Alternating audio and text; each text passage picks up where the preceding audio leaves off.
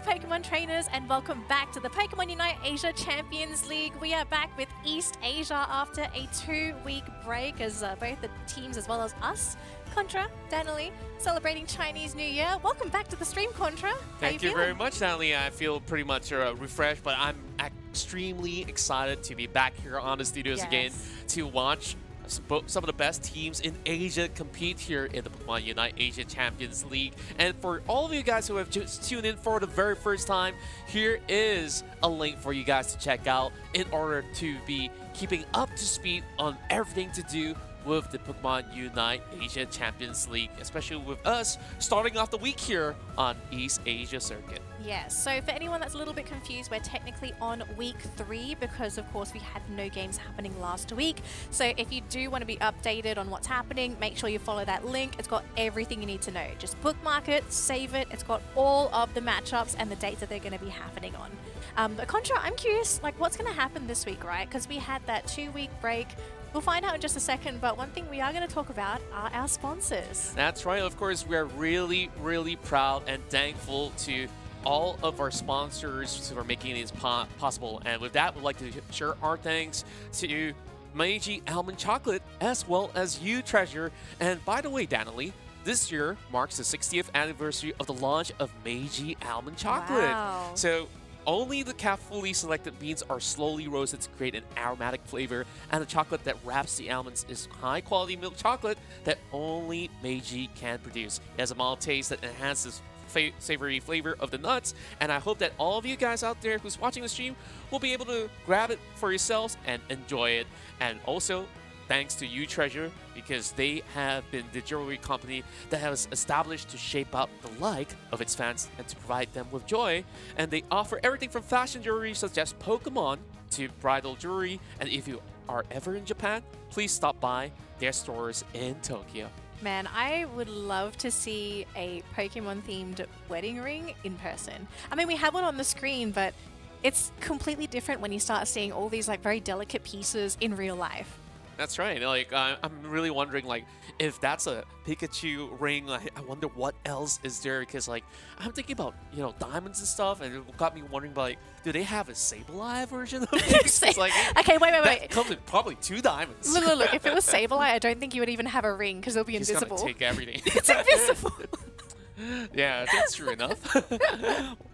Well, of course, as we continue on with the program, this is where all of you guys who are currently tuning to the stream will be able to get some rewards for yourself while watching the Pokemon UNITE Asia Champions League 2023. So all you have to do is to complete your registration on Stream Elements using the same Twitch account, and you can redeem so many cool prizes. And in about a few moments, we are about to show you what you guys could have actually gotten for yourself. Yes, we actually have this stuff right here. So we're going to show it to everyone one by one. We're going to start off with the folders first, because I know some people are thinking like, oh, they're not just folders. They're not just any folders. Let's go. Let's take a look at these folders. Right. All right, Contra, do you want to start with yours, Contra? All right. Because you've got 2. So on my hand, I'll start with the first. We got the Cinderace. Look at how cool this is.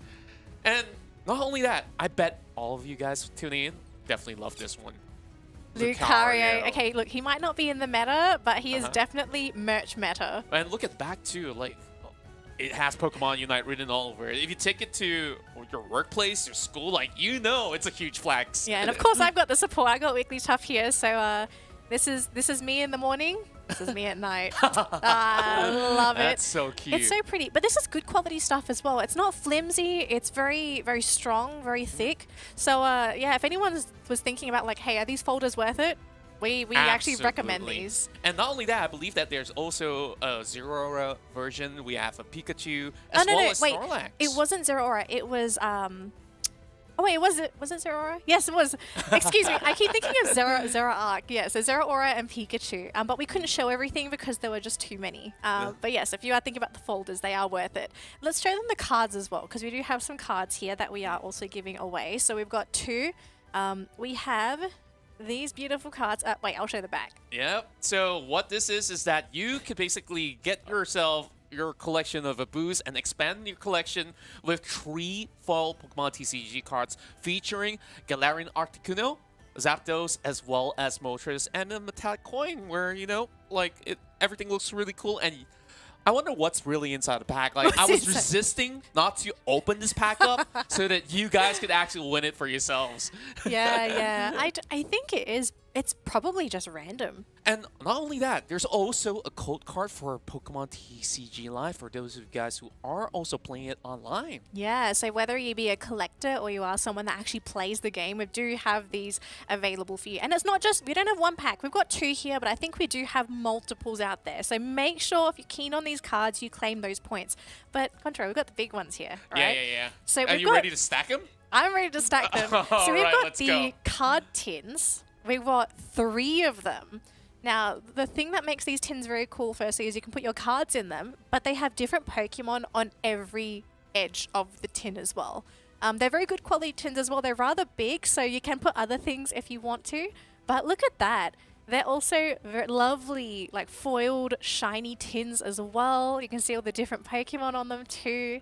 I love them. Yeah, I absolutely love it. I mean, like, if you've crafted your perfect deck and you're going for a tournament, like, this is what you really want to carry it around, like, exactly, with all your coins and some of your collections as well. Like, that's the best way to keep it all, nice, prim, proper, with all the other card sleeves as well. Like, you can fit just about everything you need for your Pokemon trading card game needs. So we're going to keep these because these are for giveaways. This is not for us. But don't worry, we won't open it until some of you guys win it. I mean, we're still not going to open it any chance. I'm just going to remind people, be careful. If there's a kiss mark on that tin, it might be from Contra. Maybe.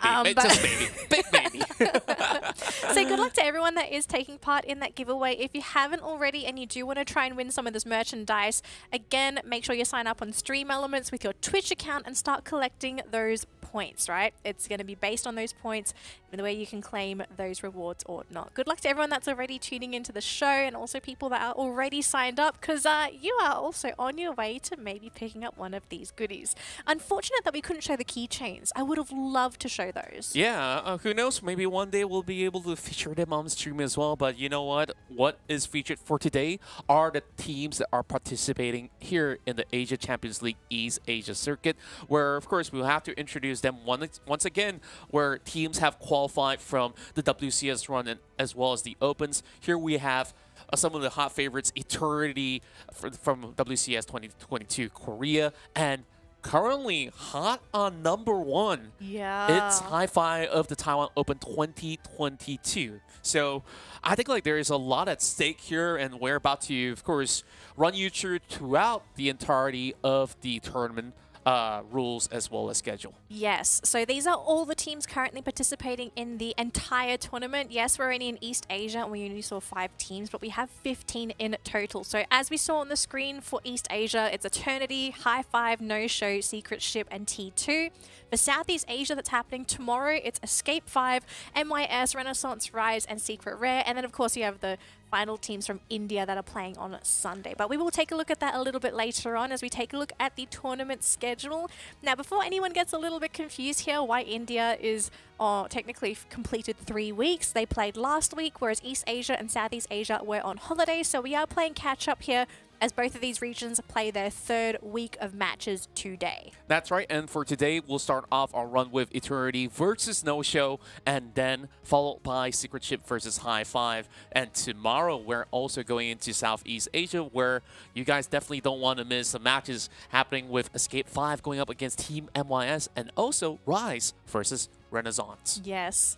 But I know for today, I'm really keen to see whether or not we're going to see High Five lose a match, because thus far, they have been completely uncontested. Unstoppable. Like 2 zeros across the board. But take a look at the format here, Contra. Can you walk us through how these teams are competing? Sure thing. I'll do the honors. So we begin with the first stage where they go through all the online qualifiers, and then now they are playing in the league where they will have to basically win their round robins in order to get into the next stage. And on the next stage itself, they will play the gauntlet run into qualifying into the grand finals. Before we even talk more about the gauntlet runs and more, let's talk about money. The prize pool. I mean, money is always going to be on the line when it comes to these tournaments. So we are playing technically this second stage at the moment, right? So these teams are trying to aim for these seedings, and then depending on your placement, you'll be taking home some money and then maybe qualifying for the land finals. So first place for the second stage will get $5,000. Second place gets $2,500.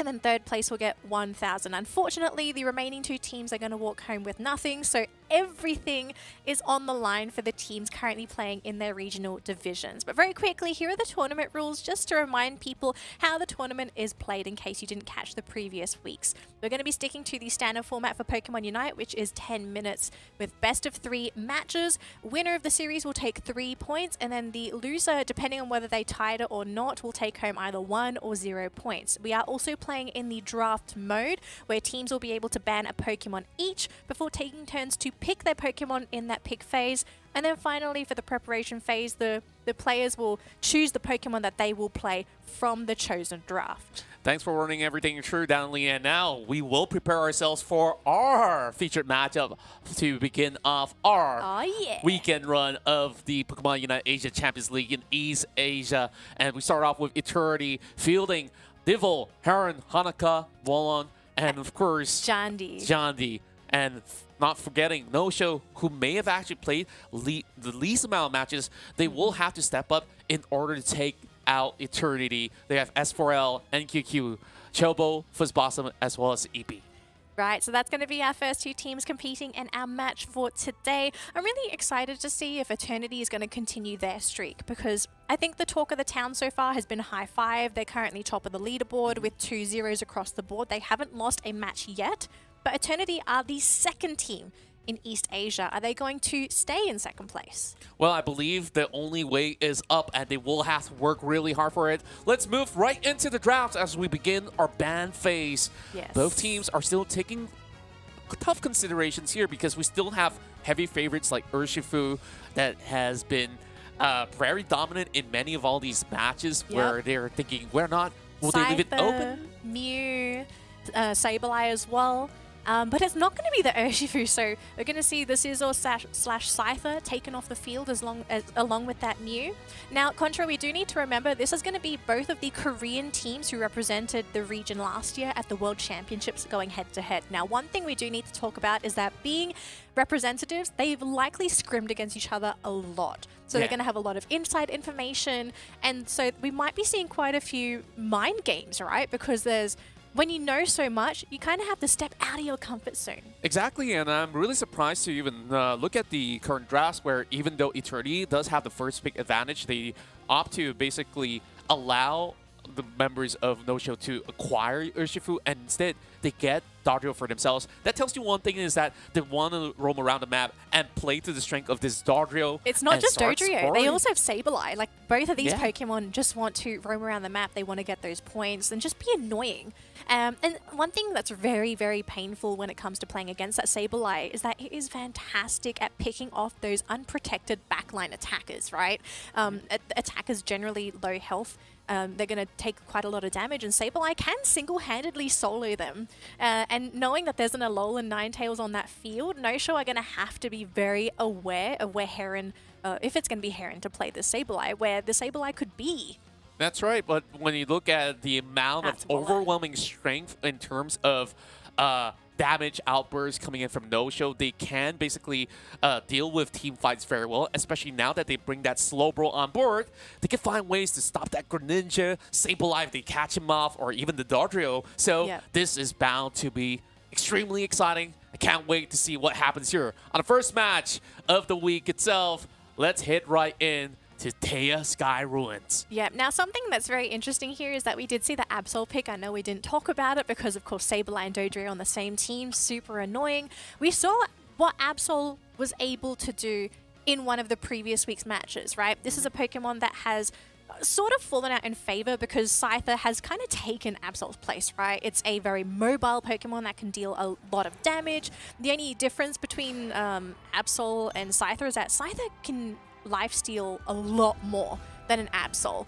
So it's a little bit more reliable compared to your Absol. But I think in this game, this is probably one of the best matches to play this Absol, because a lot of Pokemon on the side of Eternity, they want to be roaming, but they'll be alone. And Absol loves those one-on-one matchups. Yeah, and I think like this is a really smart drafting from the side of No-Show to understand what they are currently dealing with in that form of composition, where if the opposing side really wants to go ultra aggressive, they will still have to respect some of all these offerings coming from No-Show. Like we've talked about the Absol, there was a slow burrow on board. Like if you're talking about crowd control, they got it in check, and the amount of burst that can come in from the low Ninetales and the Absol could easily overwhelm them. So it's all about how they deal with that early game phase. So of course, before we move back into our matches, let's also take a look at some of the stats that we had from the past few weeks, where in terms of draft, Scissor has been heavily picked and have only been banned out for 4 times. Now make that 5 with this matchup added in. If memory serves me right, I think out of these 28 picks, I think only 2 or 3 of them have been actually Scizor. Most of them have been Scyther. But of course, we all understand why Scyther has been picked. We did sort of talk about it a little bit later on. But then, of course, you have the Urshifu. I think this is one of the most, if not the most, banned Pokemon as of now, and totally understandable. This Pokemon, it's the potential to get those last hits, especially with Wicked Blow. It's a very hard Pokemon to outlast hit, especially with those big objectives. And then Snorlax, I mean, we saw so much Snorlax, it was ridiculous. But I think to be fair for this Pokemon, it's sometimes hard to justify banning it because there are just too many other Pokemon that you don't want to deal with. Yeah, most often than not, you do see teams to work around this pick instead, as compared to going for the bans, because would you rather be dealing with an Urshifu or a Scyther that's going to be jumping right at you, and even a Mew that could basically give you a really tough time from quite a long distance? But these are some really, really interesting stats that is currently on screen. Clefable has only been picked 5 to 6 times. 6 times. Yeah, 6 times in total. And it's only lost once. The win rate is it's only lost huge. Once. Yes. Okay, I believe that there's a few certain explanations into why this is so successful. Could you basically run this through? So firstly, I think we need to consider that this Pokemon has only been picked 6 times, right? Because there are other supports that people want to really go for. You go for the Blissey, you have the Mr. Mime, and I think the third option is technically the Eldegoss. Clefable is a very niche Pokemon. You normally pick this up if you want to maybe pick up that Gravity. Gravity, an amazing ability when it comes to shutting down those mobile Pokemon, right? If you're, let's say we've got the Absol standing in that Gravity, what are you going to do? Like, everything you do dashes. So you're basically at the mercy of Gravity until it runs out. You could say the same for this hot pick of Scizor Scyther as well. I think Scyther and Scizor probably suffer the most with this, because if it's Scyther, you're already so fragile and you rely on your mobility to be able to dodge moves. If you can't dodge, see ya. Yep, that's definitely something that we'll have to factor in, which is why like this draft pick is so important for all the competing teams that are currently playing for glory as well as pride of their own region itself. Let's also take a look into the East Asia ranking as of the time being. If you might have actually tuned in for the first time, High Five went on a streak and have never lost a full series. Therefore, they are the ones with the highest points of 6. And now, Eternity as well as T2, they are tied for 2nd and 3rd. And it's going to be pretty crucial for Eternity to win this matchup for today. Yeah, because one of the matches that Eternity played was actually against High Five, which is why they only had the 3 points. How the point system works is that if you win a series, it doesn't matter how many games you play, you'll always get 3 points. If you manage to pull a series to 2-1 and you lose, you just still take home a single point. But if it's a 2-0 and you lose, then you take home nothing at all. So, of course, you've got Eternity stats here right now. They are going to play against No-Show today, but of course, for them, they want to play catch-up. You want to win this matchup. That's right, and even looking back into their record as well, they do have really close games when they were playing up against Secret Chip, and even on the matchup when they were going up against High Five, they did they did have showed themselves to be really worthy to stand toe-to-toe to the current #1 seed as of the moment. It always went down towards that Zapdos fight. I keep saying Zapdos. It's okay, you're old school, it's fine. Rayquaza, right? So a lot of the times when it came down to the final few moments, I felt like Hi-Fi was a little bit more prepared as compared to many of all these other teams. So now against No-Show, I feel like they really have to step it up a notch because they've only got another 2 more extra days of play, excluding for today, of course. So you want to at least finish on the top 3. Yeah, exactly. I mean, now it's the time to play for those points because you don't want to leave it to that last day. You don't know if you have enough points. So yeah, for Eternity, they want to try and pick up these points, but the same thing for No-Show. Right? No-Show, unfortunately, I think they were sitting 5th on that leaderboard because they only had no points, or was it a single point? They have no points. So, oh, sorry, 1 point. Just 1 point. Yeah, so for No-Show, they really have to kick it up a notch. They have to pick these 3 points here. It doesn't matter if they manage to 2-1 Eternity. If they 2-0, this pushes them up into the same spot as Eternity. Exactly. And then after that, they will be facing off against Hi-Five, which I do feel like they do have a little bit more of a good factor into how they would scale match after match, because on day 1, they didn't get themselves any match to play, so they can analyze it. And then that's where you did see that they did fare very decently against D2. And then after Hi-Five, they'll go back to face off against Secret Ship. So I felt like it's quite the scaling of opponents that they do have, and I think like it will be quite the result that we'll get based on what today's outcome will be. Yeah, and well, therefore, look, if you're No-Show, you're not looking forward to week 4 yeah, because you're going to play up against Hi-Five. But I am really curious to see if anyone's managed to figure out what the secret recipe is to Hi-Five success. I think at some point someone's going to figure it out, or they're going to find that secret sauce, or maybe that Pokemon that just dismantles this team. But of course, we are going to be talking about day 3. So let's stick with our current teams. Do you think it's going to be a 2-0? I don't think it's going to be a 2-0 because we had a little bit more time for the teams to prepare throughout the holiday season, and then after giving them a little bit more of space. And these 2 opponents are pretty familiar with themselves because they come from the exact same region after all, and therefore I think like they've already understand a little bit of what each other's strength and weakness is. Therefore, they could basically play towards their very own strength and make the form of adjustments that's necessary. So is there going to be any form of players that you'll be keeping your eyes on when it comes down to either side of the teams, whether it's No-Show or Eternity? Good question. I kind of don't have my eye on anyone yet until we hit that laning stage, right? And especially when it comes to those first few battles where we start to see who's going to start pulling ahead and who falls behind. I am kind of keen to see how Sal does on that Absol, because again, this is a Pokemon that I think has only appeared a second time. This might only be the second time. I'm not 100% sure. I don't know if India has played it, but I know we saw it once. I think it was Hi-Five that played it.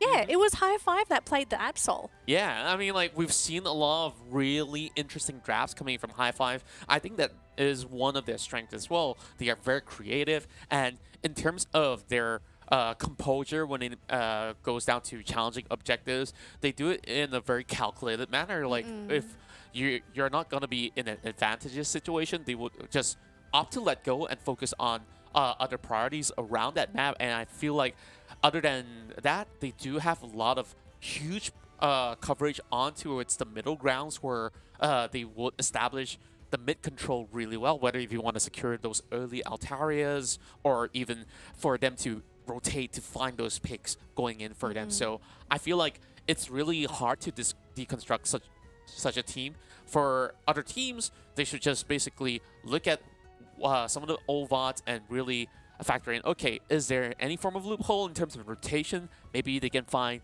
1 or 2 punishments in terms of a pick-off, but that's just about it, because end of the day, it's team effort. Yep. Now, we do want to apologize to people watching the stream wondering where is the game.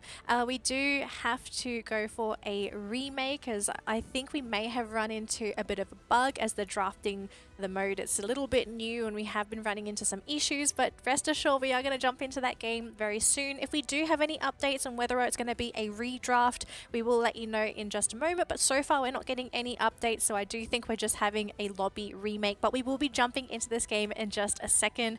Thank you so much for tuning into the broadcast. If you haven't already, we do want to remind you, if you are watching on Twitch, to make sure to join our giveaway where we are giving away some amazing merch, including these beautiful folder. We've got Pokemon cards, and we also have these wonderful tins that we are giving away. If you want to win these, all you have to do is register on Stream Elements with your Twitch account to start collecting those points, and then once you have enough points, you'll be able to redeem some of these amazing goodies on the screen right now. The only goodie we couldn't show was the keychain, but maybe next week we might be a little bit luckier and have those, but we can't promise anything as of yet. But we do just rest assured, this is good stuff. Even the folders, really good quality. I love these folders. You know, like me being here in the studio to see this in person, it's pretty. You know, it just gives me so many memories where I always played Pokemon TCG with my friends, and like even when I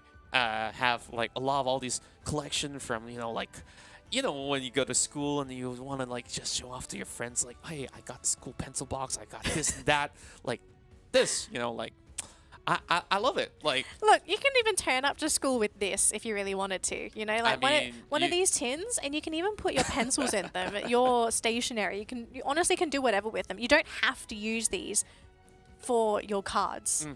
So, I mean, these are multi-use, multi-purpose. Like, you don't have to stick to the one but thing. I guess, like, when it comes along with the Pokemon TCG cards, like, you just kind of, like, you want your best deck to be in here, for sure. It's a bonus. It's yeah, a bonus. Definitely is. Yeah. So, of course, with that, I believe that we will be looking forward to how this game will turn up. But, of course, we'll have to give the teams a little bit more preparation time for us to set things up pretty nice and smoothly for what's about to come. Yes, yes, it is going to be coming very soon. We just got a minor update here from our side, and we are almost ready to go with the teams and players. But we do want to remind you, whatever platform you are on, if you can, let us know in the comments, who are you cheering for? Who do you think is going to win this best of 3 series? It's a series between 2 giants from the Korean region. And I'm really wondering if it's just going to be a 2-0 or a 2-1 at this rate, because, I mean, we've seen them play already, but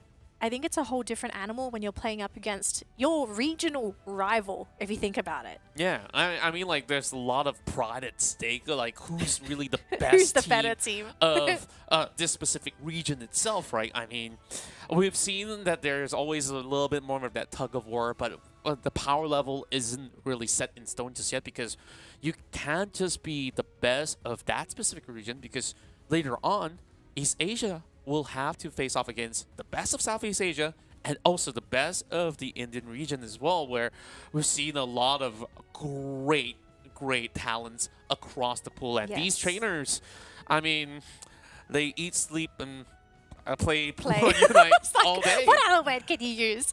It's definitely play. I don't know what other words could I possibly use, but judging from the way that things are going, I mean, everybody has something really unique to offer, and I feel like out of East Asia, we have seen some of the most calculated plays. I have to use this word because, like, the way that they deconstruct the team fights and start to really align things perfectly, we see the culmination of their effort that they've put into making some of all these battles worth all the preparation for. Yeah, exactly. Now, we did get a quick update from our side on what's happening with the game. So it looks like we are going to have a semi-redraft. Now, I say semi because I believe only one Pokemon was mispicked. So every other Pokemon will be exactly the same. Every other band is going to be exactly the same. It was just that one Pokemon, I do believe, was mispicked at the very end. We will get confirmation on what team this was and what Pokemon it was, so that we can at least relay. Okay, it was on the side of Eternity, apparently. So it might be the last Pokemon that was a mispick. So we will see in just a second. Unfortunately, I don't remember the draft order anymore because it has been a while, but we will see roughly the majority of the draft anyway in just a second. Yeah, the first 2 picks had to be the Sableye as well as... And the Dodrio. Yeah, the Dodrio as well. Hang like, on, so I really it do was- wonder what else would they basically change, because I believe the last couple of things we saw was... Absol was... No, An Absol was on the Eldegoss? other side. Was it an Eldegoss? No, Eldegoss was on the other side. It was Oh. Blissey. I know they had Blissey as a support. Mhm. The other 2 Probably- Pokemon, I'm just gone. Maybe it could be a Wigglytuff. Maybe it could be a Clefable. We'll never know. We'll never know. We'll never know until It's gone. we find out in a couple of moments. Yeah, we'll find out in just a second. Yeah, we're just waiting for the players to jump in. It should be fine. Yeah. But I mean, both of these teams, I think the only thing that's going to really change here is that how are you going to approach this new last pick? Because of course, like, you don't just look at the individual Pokemon when you're going up against a team. You have to realize, like, what's going to be the synergy? What's being powered up by the Blissey? What is Dodrio and Sableye going to be coordinating with? Is it just going to be them together? Who's going to be farming in that top lane? Because we've seen a lot of players and teams really start to utilize the top lane, especially when objectives pop up onto the field, where they'll go in 4 versus 5 because they say, like, hey, I think it was Marchamp. I remember Marchamp maybe being that last pick, now that I think about it. Pretty interesting if that's going to be the case. So I really want to also take a look at it once more just to reconfirm. Before we go to that, like, let's also look at some of the stats. I think like this is really useful for those of you guys who are hoping to train to become the next masters of your matches. So if you really want to get yourself some really good wins, I think like these Pokemons are currently the go-to. These are very popular picks. Yeah, I do Yeah. agree, right? I mean, Snorlax and Blissey, this is a no-brainer at this point. Like, amazing defender, amazing support.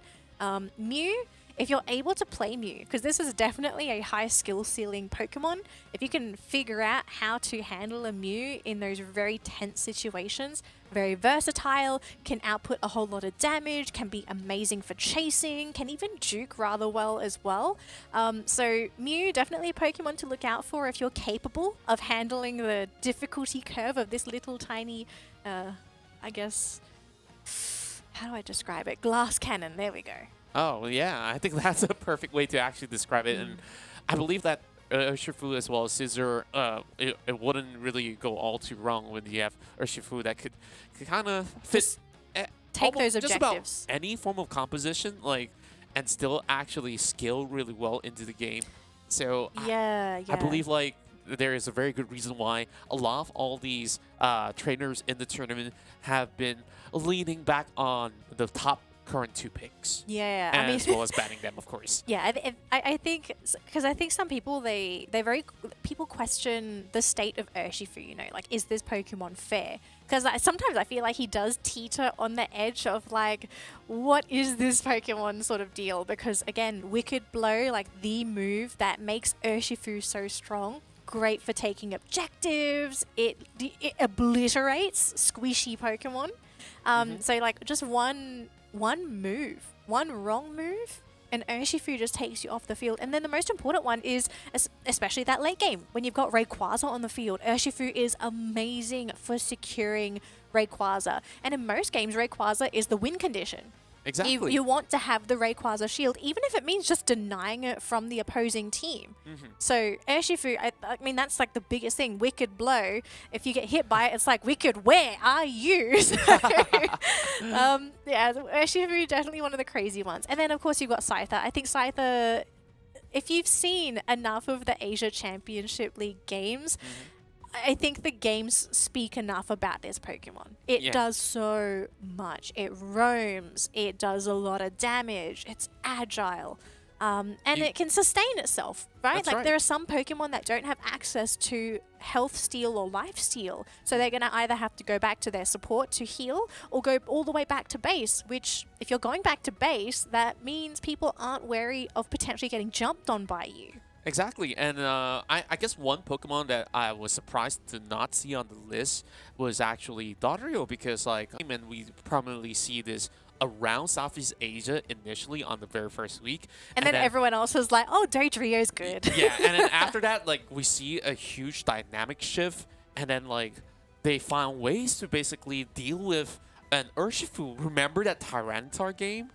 Oh, that was amazing to watch. Like, we've never expected ways to deal with it so efficiently as compared to what we've seen. Like, we know they did struggle in the early game, but late game, I believe, like, end of the day, like, it's really about the whole concept of how each team of trainers are looking into securing the win by the end of the day. And, like, a lot of all these factors will add up, because as much as we've seen a lot of side your Caesar picks, like, it doesn't guarantee you, like, that with a 90% over win rate, I mean, pick rate, it does not mean that it doesn't mean it has a high win rate. Into that win rate. Yeah, exactly. I mean, like, pick rate is definitely different to win rate. I mean, we saw Clefable as the highest win rate, which is like 87 point something %, but it was only picked in 6 games. So with such limited data on this Pokemon, it's kind of hard to also say, like, is Clefable really good? Because it could have just been good in the games that it was picked. Right? Well, it's in the right hands, but also in the circumstances that it was picked. Like, you don't... I don't think Clefable's a great Pokemon if you're just picking it to be a support.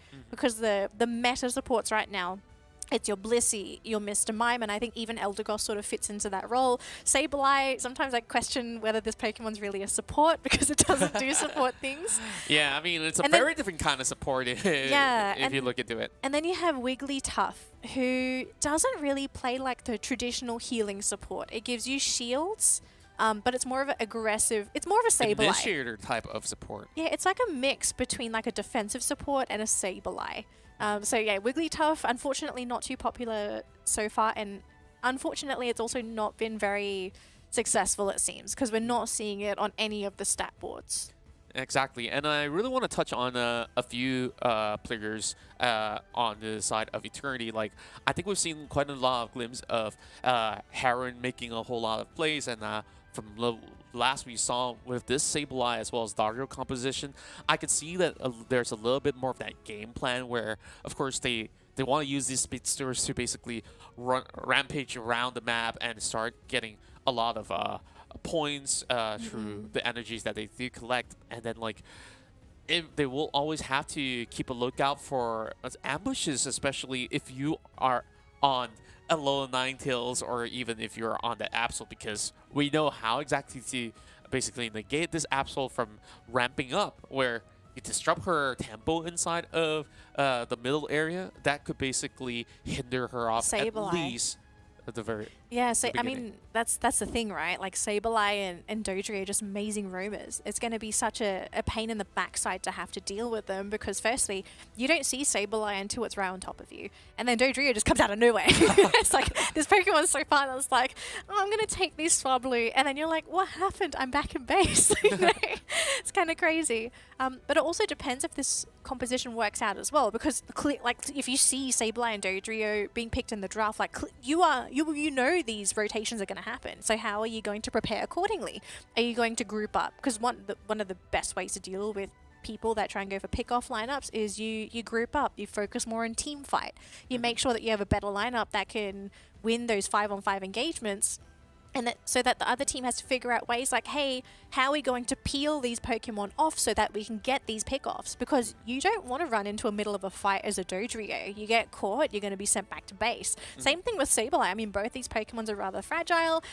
Maybe Dodrio a little bit more than that Sableye, but still, it's the nature of their drafts. Yeah. Exactly, and I think that also brings back to No-Show's strength, where they do have a very team fight heavy composition, where you have a little bit of a mixed balance of everything, right, in terms of damage output as well as the level of tankiness in the team as well. And then you start to factor in how important that Rayquaza fight is. And if they can align things really, really well, I believe that even if you give them a couple of advantage from an early game, they could basically snowball out of control and maybe leave not much space for eternity. Yeah. I mean, that might be the case. But of course, it's going to depend on the teams, how they execute their lineups. But I do want to remind people, if you've just tuned into the broadcast and you're wondering, what is this? Is this a podcast? No, this is not a podcast. We are going to be starting the game in just a moment. We have just run into a couple of technical issues with the teams, and we are remaking the game as Eternity unfortunately had an issue with drafting, and they drafted one wrong Pokemon. I do believe this was their last Pokemon as well. I think off the top of my head it was Marchant, but I could be wrong here. But we will find out what the deal is once we jump back into the game, because other than that, we are going to go and just pick the exact same Pokemon. But while we wait for this game, let's check out some of these highlights for what happened in the previous week of the Pokémon UNITE Asia Champions League.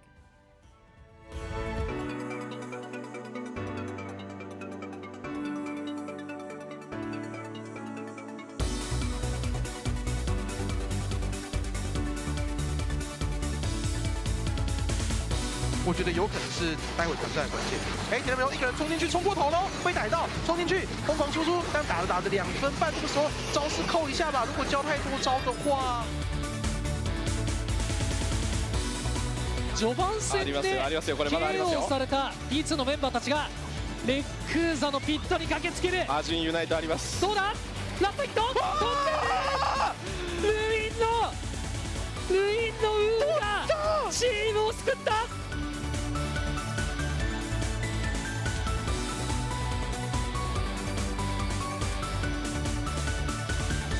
จะล้าจังหวะสุดท้ายอะไรครับดูโดริโอพุ่งมาแล้วโอ้โหไม่ทันครับสู้ได้ไปนะครับถึงคะแนนจะน้ำแต่จากกันได้หรือเปล่าครับแต่นี่คือฟาวเขาไม่มีเกาะจากเขาพลาดเลยครับไม่ใช่ครับเกาะกำลังจะหมดครับหมดครับอ้าวยังไง Could be what sets things up here for Rise. They only managed to connect onto Yemu so far, but look at this yellow and Ninetales in the middle of the fight. And that looks like that might just be it. Rise losing 2 of their big damage dealers. It's going to be down to Dodrio, Eldegoss, and Snorlax, but no, the Snorlax is going to be going down.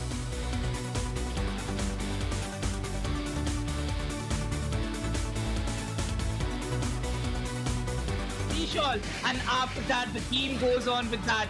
Now they just need to buy the time. Slowbro would actually be able to take down one of the Pokemon as Ninetales sent back to the base, but look at the lead that they have got. Revenant did it, they knew what they had. But not stopping in any direction. Again, you can see with the charge coming through. Walt, a risky move coming through. He even used his Unite to run away from the Pokemon, and he will be able to run away barely. But in the meantime,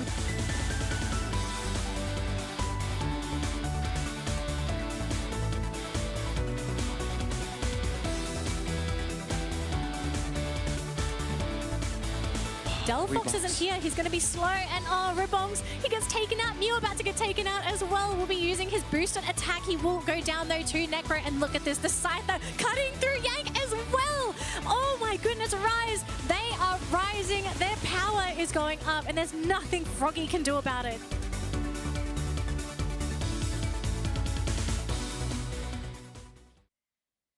Welcome back, trainers. Hopefully you are recapped on what happened in the previous weeks. The games are super exciting back then as well. If you haven't seen them, we do recommend going back and watching the VODs on Twitch, onto YouTube, on any platform that pleases you. But make sure you go back. We had some really exciting matches in the previous weeks. But of course, we have got an update. We are still waiting for this match to begin. So please sit tight. I do recommend, if you want to go grab a snack or a drink or go to the toilet, Best time to do so. Best time to do so. But I also think if you want to call up some friends and maybe get together to watch the matches, I actually think you have enough time to do that as well. So call up your friends, ask them to come on over, order some pizza. Exactly. And if you're currently watching from Twitch and you have not connected it with your stream elements, I mean, you're going to miss out on all of these cool stuff. I mean, all these are going out basically for free. All you have to do is try to win it. And of course, you all have a chance. Hang on, I'll put it over here so it's not blocking. Get yourself the stacking tin cans and of course the booster packs and the folders. Dude, the folders are... They're amazing. They're great. Hang on, you're trying to like squeeze Cinderace. Hang on. Make Just room want to show for the you Cinderace. like there's two versions of them. Yeah, right? there's two versions. I've got the Wigglytuff on my side, but I've also got these tins. Different Pokemon on each side. Love it. So shiny. I'm just resisting it for so long to try not to open up these booster packs so that you guys all currently watching from outdoors or even from the comfort of your own homes, all this is for you. There we go. Hang on, I'm trying to get like the right angle. Right, there's Wigglytuff, Sleepytuff. Sleepy. Wigglytuff, Sleepytuff. Yeah, so I love these. You know, at first I was just like, oh, they're just folders. They're not more just than folders. that. Come on. They're yes. more than that. Exactly. I love these Pokemon Unite folders. folders. I kind of hope they do one for Mammoth Swine because I would love That's a Mammoth like your Swine main folder. Pokemon, right? Your Here's go-to my Pokemon. boy. Here's my boy. Yeah. Like, That's- I'm hoping that there's a Serena one because, like, I've been playing Serena a whole lot. But then what would you have for the Hollowware flip? I think the pirate Serena looks good. Yeah, I think like that probably will be one of the best ones I think- so far. I think we've got some good news. We might be jumping into the draft. Yes, we are. We have finally remade the draft. So let's jump into the draft here for Game 1 between Eternity and No Show. Now, just a quick reminder, everything will remain the same except for Eternity's last pick. Now, if my memory serves me right, it was a last pick Machamp, but I could be wrong because my memory tends to be wrong. Well, don't worry about that. We get ourselves a little bit more of a refresher. Now, as you said, we've seen some of these Pokemons before. Just to recap it, Eternity have selected Blissey, Dodrio, as well as Sableye on the first 3 picks. Therefore, from the side of No Show, we have an Eldegoss, below 9 kills. It was the Greninja last pick. Okay. Right. Is it still Greninja though? I said it was the last pick. Hang on, nothing changed. Or am I Seems to tripping? change if that's the case. Well, it could be the Machamp if it were the case. No, Was it? I remember Machamp, but I also think I remember Greninja. Oh, I believe it's the preparation phase where they did manage to swap around. Okay, all right. I am so. Now that makes a big difference. I was so confused because I remember, yeah, Woolen did not have Greninja. I think he had the Blissey. Yeah, he was holding on to the BC, so Yeah. things are definitely gonna there we look go. so different this time. Okay, it makes a lot more sense where, you know, like teams starting to roll swap. Is this part of the strategy? Is it not? So I thought it was like the last Pokemon was maybe wrong because that does happen sometimes. Like there's a bug and you don't get to pick that last Pokemon. All right, we're going to finally jump into the game. Exact same Pokemon. Let's go, Contra. I am ready for this. that's right. Keep your eyes on Wolon as he'll be on that. Well, of course, I just The Greninja. The Greninja itself. So it definitely is something to watch out because when we take a look at some of the picks that Wolon have went for, he's basically the main carry of the team, where most of the time like, he goes in for all these hyper carry picks, so he will eventually skill into the game. Where Eternity, they just really have to find a little bit more space to find ways to get this Greninja skilling up. Did I see that correctly? They've actually decided to share the buffs. So they've actually given the blue buff there to Duval, and they've actually given the red buff up to the Marchok up top. Yeah. So like the Marchok has the blood. I'm wondering if they're trying to share levels, right? Because one thing that's going to be really difficult for a Machamp is to actually get that full evolution. It does take a while for this Pokemon to do so. A lot of teams have to compensate for this by 4v5ing the first objectives because technically this Pokemon doesn't fully evolve before the first objective pops up. So interesting choice to do this, and they still have some of their first spawning Pokemon to go back to if they need it. Interesting. I kind of like what Eternity's done here. Exactly, and Janti is currently in a really tough spot, has to find ways to squeeze right through. But after all, it's a Sableye now. They battle through to get control of the Altaria, and they're looking for this pick against Janti. He will be knocked out, and that will be the first Pokemon that will be taken off the list for the time being. No Show, only having small little successes so far. Yeah, 4 Pokemon in that bottom lane. They really wanted to guarantee the success of that bottom lane. Now, here's the thing.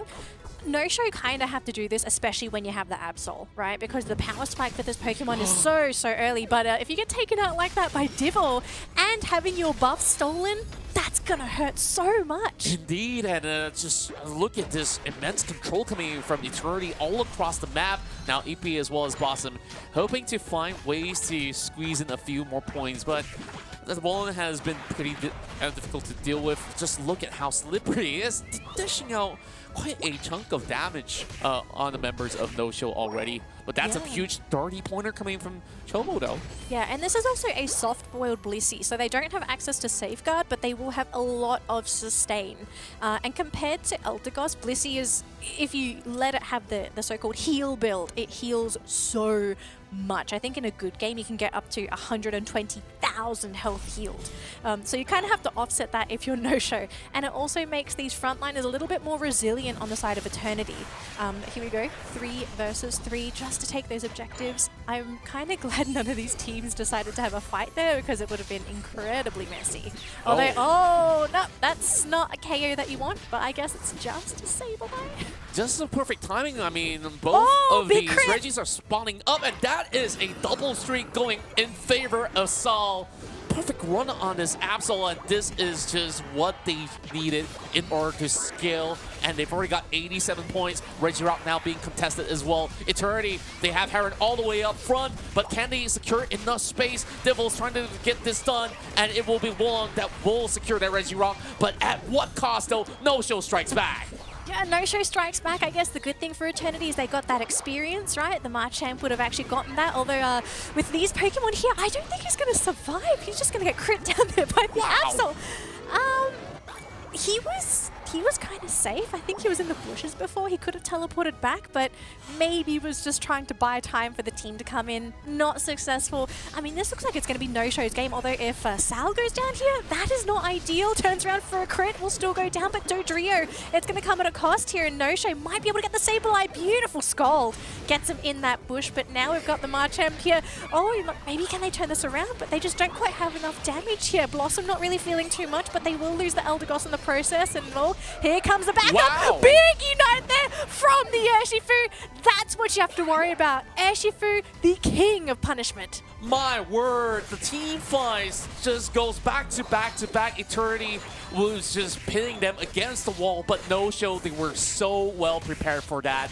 Though there was a lot of trading involved, they were trying to punish this Absol, and eventually Eternity had to bite the dust again. I mean, the longer that they actually go in for all these small skirmishes, it doesn't really allow them to play towards their strength, where you want this Doggo to be activated. You're still waiting for this Greninja to hit the power spikes needed. And now Regieleki is slowly being withered away by Chobo himself, while Devil now being spawned out. But another 20 seconds, we are about to see another fight erupt for the Reggie. We're going to have a bit of a mission here in that bottom lane by Eternity, wanting to try and score these points. Like, this is something I find really worrying for Eternity, right? You've got 2 Pokemon that are amazing for scoring, the Sableye and the Dodrio. And so far, they haven't been able to break either of those Tier 1 goal zones. They've only got 6 points of Chaos Energy scored for the time being. And now, yeah. But I'm wondering, could this be a strat? Yeah. Maybe they're trying to save it for those final 2 minutes, because Dodrio and Sableye really good at backcapping. Exactly, and now look at this Absol there. Greninja KO'd. Ooh, it's pretty rough, I would say. I mean, you look at this Absol currently hitting level 12, 1 level above the highest of Eternities, and every point of contest is just not going to be ways for Eternity to turn their backs around, but they do find Chobo all the way up front, and they will still have Absol to go in for the chase. They're still fighting around the goal zone as they drop right in, and No Show is not backing down. Oh, Woolen, he just gets punched down there by Epe, but here we go, Machamp gonna try and do some work here. Hit with the Bliss Assist as well. He's gonna be hitting really hard now. No Show, can they get out of this? Machamp, he's somehow still alive, but he will finally get KO'd. The heals from the Blissey not gonna be enough. The soft boils just came in a little bit too late. And look at No Show, they only lost 1 Pokemon in that battle, and now they're gonna proceed to steal the buffs if they can. Yep, and No Show, they're just so good at team fighting. All they have to do is just layer down every single moves that they do have on the table. And once Absol does have the Unite online, you know Eternity will be just running around just to keep themselves safe for timing. So, Wallon, honestly, won't really have these opportunities to even get anywhere near. You still have to deal with the Urshifu, and you still have the slow bro to also negate him from actually getting much done. But Hanukkah finally squeezing a little bit more points for Eternity. Yeah, luckily for him, this is not a Surf Slowbro, so they don't really have the best disables if the Alolan Ninetales can't get that freeze in. But it looks like this is going to be the second last objective, the Reggie Elecki in that top lane. It's also almost at the 2:30-minute mark. If somehow Eternity can get this Elecki before Rayquaza spawns, this might be a really good goal opportunity, or it's going to force No-Show to have to protect that top lane. But it looks like it might just go in favor of Eternity unless there's a steal. Not quite going to happen, but here's the thing. If No-Show lets this through, it's totally fine because it's not double points. Exactly, and now you have even more of these bugs You kind going of have to over overcap No-Show. this. They need to put the... Are they not going to put the 50? They will put the 50. They will. Okay, I was a little bit worried here. Yeah, and it's just in a matter of like 5 seconds from now, like, you see Eternity, they're so well prepared, just wrapping around the Rayquaza pit, but what exactly is the play that they have to make? They gotta ensure that they catch out this Absol, and I don't really see an avenue for them to really clearly do that.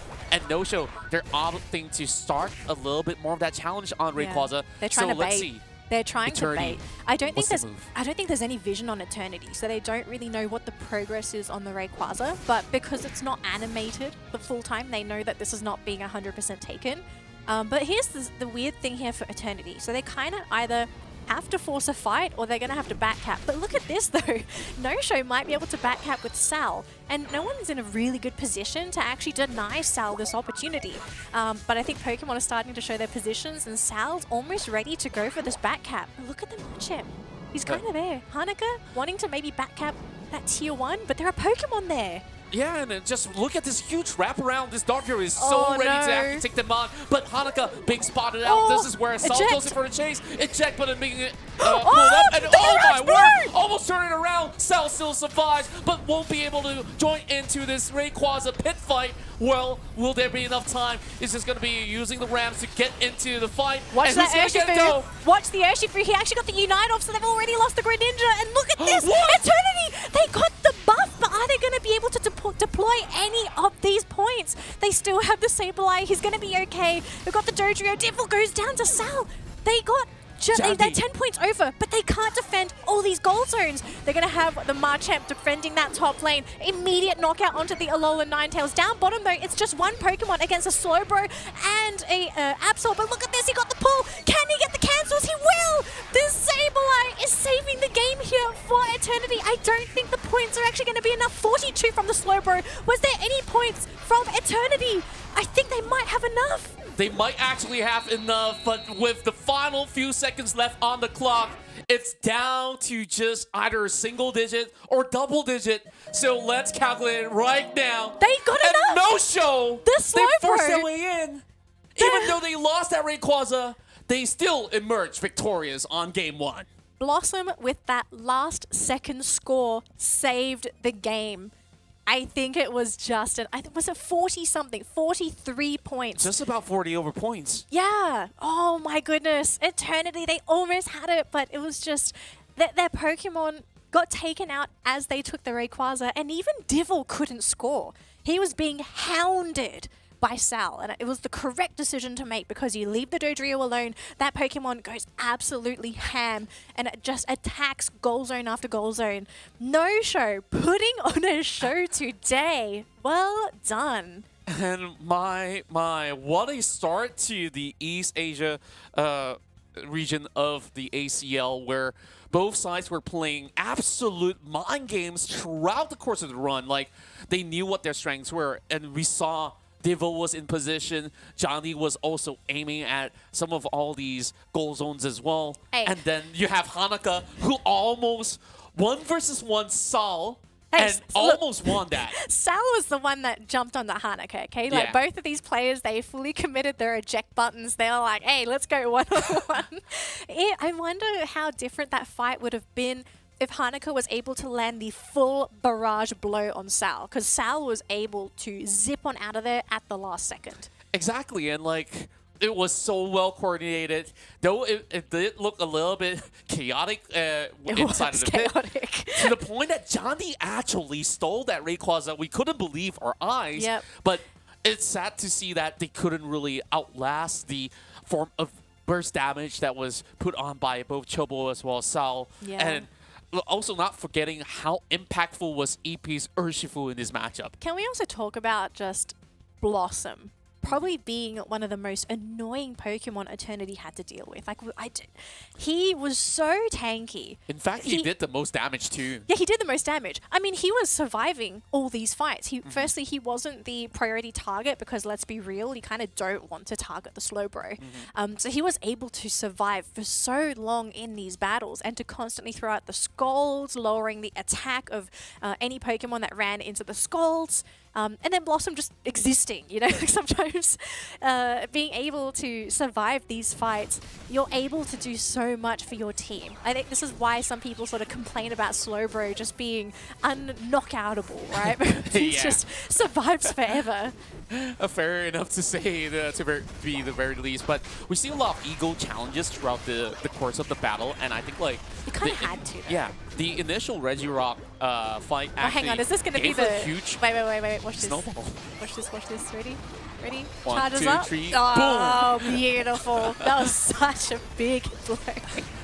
Three Pokemon knockups in a blow. Like, we absolutely love that replay all day. But overall, No-Show have displayed that they were definitely the better team fighters throughout the course of the battle that we had in Game 1.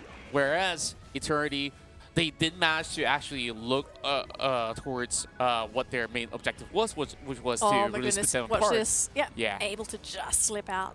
So Sal was so close. lucky. That could have make or break the final battle because like Rayquaza have already been spawned up, and you saw No-Show was taking at least 3/4 of the pit, and for some reason they absolutely could not spot out Johnny. He went all the way to back, and he basically sniped it away. And then Divil tried to chase his way over onto the top goal zone. Yep. Unfortunately, it was negated by the rest of No-Show. Yeah, oh my goodness. I mean, so unfortunately for Jandi, he actually was the one that had to go back to base for the team, right? He was the one that had to defend, and it just makes you wonder if it was a different Pokemon to defend, would they have maybe been able to deny Blossom that ability to score? Perhaps so. I mean, we're thinking about Snorlax have been quite the favorite pick out of many. I think people are dodging because they're sort of like, oh, everyone's figured out Snorlax now, so we can play around it. Exactly. I mean, Slowbro's kind of better than Snorlax in some regards. In certain regards, I think like in this matter of situation when you do have so many different factors where you really have to suppress a certain target, this is basically the best pick, whether if you get a catch on the Dodrio, the Sableye, or anybody else, where you see this Greninja didn't really have as much impact as you'd like it to be in this matchup. Yeah, this was a really tough match for Greninja, unfortunately. I think we're so used to seeing this Pokemon when he has a good day. He just runs around the edges of the fight, looking for opportunities to snipe Pokemon that aren't expecting him, and he's normally very slippery. It felt like in this game, firstly, he wasn't able to get any KOs because there were no openings. But then secondly, he was the one that ends up running from the fights because he's so afraid of getting caught out by someone such as the Urshifu, because Urshifu just deletes Greninja. Yeah. You know, you get caught out by Urshifu, like, that's it, you're not playing the game today. And you play next game. I do believe that what really sums up the results for Eternity was because they were trying to achieve too much of all these factors to really be going good for them. And once it does not result in the way that they wanted, like, they start to crumble because they don't really have the exact same coordination or game plan, like, as compared to the ease of execution that No-Show has. Like, basically clump up all together, and then you could basically take your turns, see which spells have been popped by the members of Eternity, and then start to punish, which was how they actually won the first Reggie. And then after that, every other objectives were basically left uncontested because they understand that they are stronger in terms of team fight, and therefore, like, they we'll just have to give out all these Regis away to No Show. Yeah, I really like that you brought up ease of execution, because I do think Eternity didn't do themselves any favors with their kind of draft. Like, it was definitely a very niche draft that wanted to do one particular thing, and that was just pressure the map constantly. Yeah. Pick off Pokemon that are just on their own, and then if you can, back cap, because everyone's going to be busy grouping up, worrying about the Dodrio, worrying about the Sableye. But because that didn't happen, you kind of have to wonder, like, if you're Eternity, would you have wanted different Pokemon if you knew the game wasn't going to go in your favor to begin with? Because they didn't take any goal zones down until like halfway through the game, and especially with Dodrio and Sableye, like that's almost unheard They're of. basically playing around the strength of No Show instead of their own at a certain point where they started to get hungry for all these knockouts, and then therefore like they were taking too many of all these risks, which not really was to my liking, but like they were thinking that, hey, this Dodrio had this early game power spike, maybe we could actually get more things done with Devil, and eventually they were just absolutely overwhelmed with the amount of members that kept swarming them time and time again. So I guess like this is where Eternity really has to think, like on this next upcoming game, like they really have to change their approach. Should they play a little bit more of a team fight oriented playstyle to match the output of No Show? Because No Show clearly have seen what they've done, and this is definitely not working out for Eternity. Well, I think we might see something a little bit more vanilla coming out from Eternity, right? Because they also did something else that's not normal in the case of Pokemon Unite. That being that they shared the buffs at the beginning of the game. So they didn't give Devil all the momentum going into that early game. They sort of said, like, we're going to share it because you also want to guarantee that our Machamp comes online at a reasonable timing. Because Machamp, unfortunately, being a very late game-oriented Pokemon, he is going to struggle up until he fully evolves. So I can understand why they tried to do what they did, which was sharing the buffs and giving experience to him. But I feel like not giving that experience to Dodrio sort of hurt Devil in the sense that he wasn't able to be as impactful as maybe he wanted to be in that game. Exactly, and now we'll definitely have to look forward to what they have to bring to the table as we will begin our second game really shortly. Let's jump right into the draft. Right now, both teams actually ban the same Pokemon, and we won't be seeing any more Sableye. You mean Sableye? Yep, Sableye. So we will expect to see both Urshifu as well as Scizor, but now with Eternity opting to go for... Don't flash the buzzball. You don't taunt me, sir. All right, here we go. So far, I believe that we've seen once or twice buzzball being played. Wasn't really effective. So far, yeah. It's been very lackluster, but it almost feels like in those games, it probably wasn't set up the best. I will agree so as well, and now we are getting ourselves something entirely different from Eternity, as it seems that they want to bring Delphox to the picture, and now we've talked about the Snorlax, heavily picked in the past couple of weeks, and they will bring it back online. And we've seen players like Devil Devil has always been the carry, but Heron has used it very efficiently on this Pokemon. But on the other side, Chobo is already flashing something that has been able to basically kite immobile targets like the Snorlax, so this is where things get a lot more interesting. Yeah, I think they also sort of picked it up because it's a Pokemon that can chase the Delphox. So Aegislash is, I want to say he's notorious for diving the backlines, and if he successfully gets those hits off, he can just jump into the backlines, constantly disable these Pokemon, and especially for something as squishy as a Delphox, then you can set up for someone such as Sal or even Mew to get those final blows, because unless Jandy has skilled Safeguard, you are not going to be able to move at all. So it kind of depends on what we're going to be seeing from that Blissey as well. But interesting compositions from both teams. I'm glad to see Eternity go for something a little bit more vanilla, because I think the first draft was a little bit too gimmicky. Yeah, and I believe that this really will bring out the best out of Eternity. No Show now with the advantage in the series. They need one more win to secure themselves 3 points to have a chance to match up against High Five, who's currently on top of the table. So let's take a go at our second round between No Show and Eternity. Yeah, I mean, it could be no-show to get points onto the board. I mean, it would be fantastic if they get a 2-0 here, because then that's going to be 3 points going their way. And they also deny Eternity those points. So if I'm not mistaken, no-show are currently sitting with 1 point on the leaderboard, meaning that they would actually end the day ahead of Eternity. So it would be a big thing here if no-show can get this 2-0. It will be quite a huge climb as well. Forced to use the no eject way. button so early, still surviving by a slither of HP. All right, got the shield in time. And all the berries that he needs to survive, like you said. Oh, poor Blossom, they're getting bullied here by 2 Pokemon. The Chansey, and now it's going to be the little Steenie. Still going to wait till they get that full evolution. I am looking forward to seeing what Hanukkah can do, right?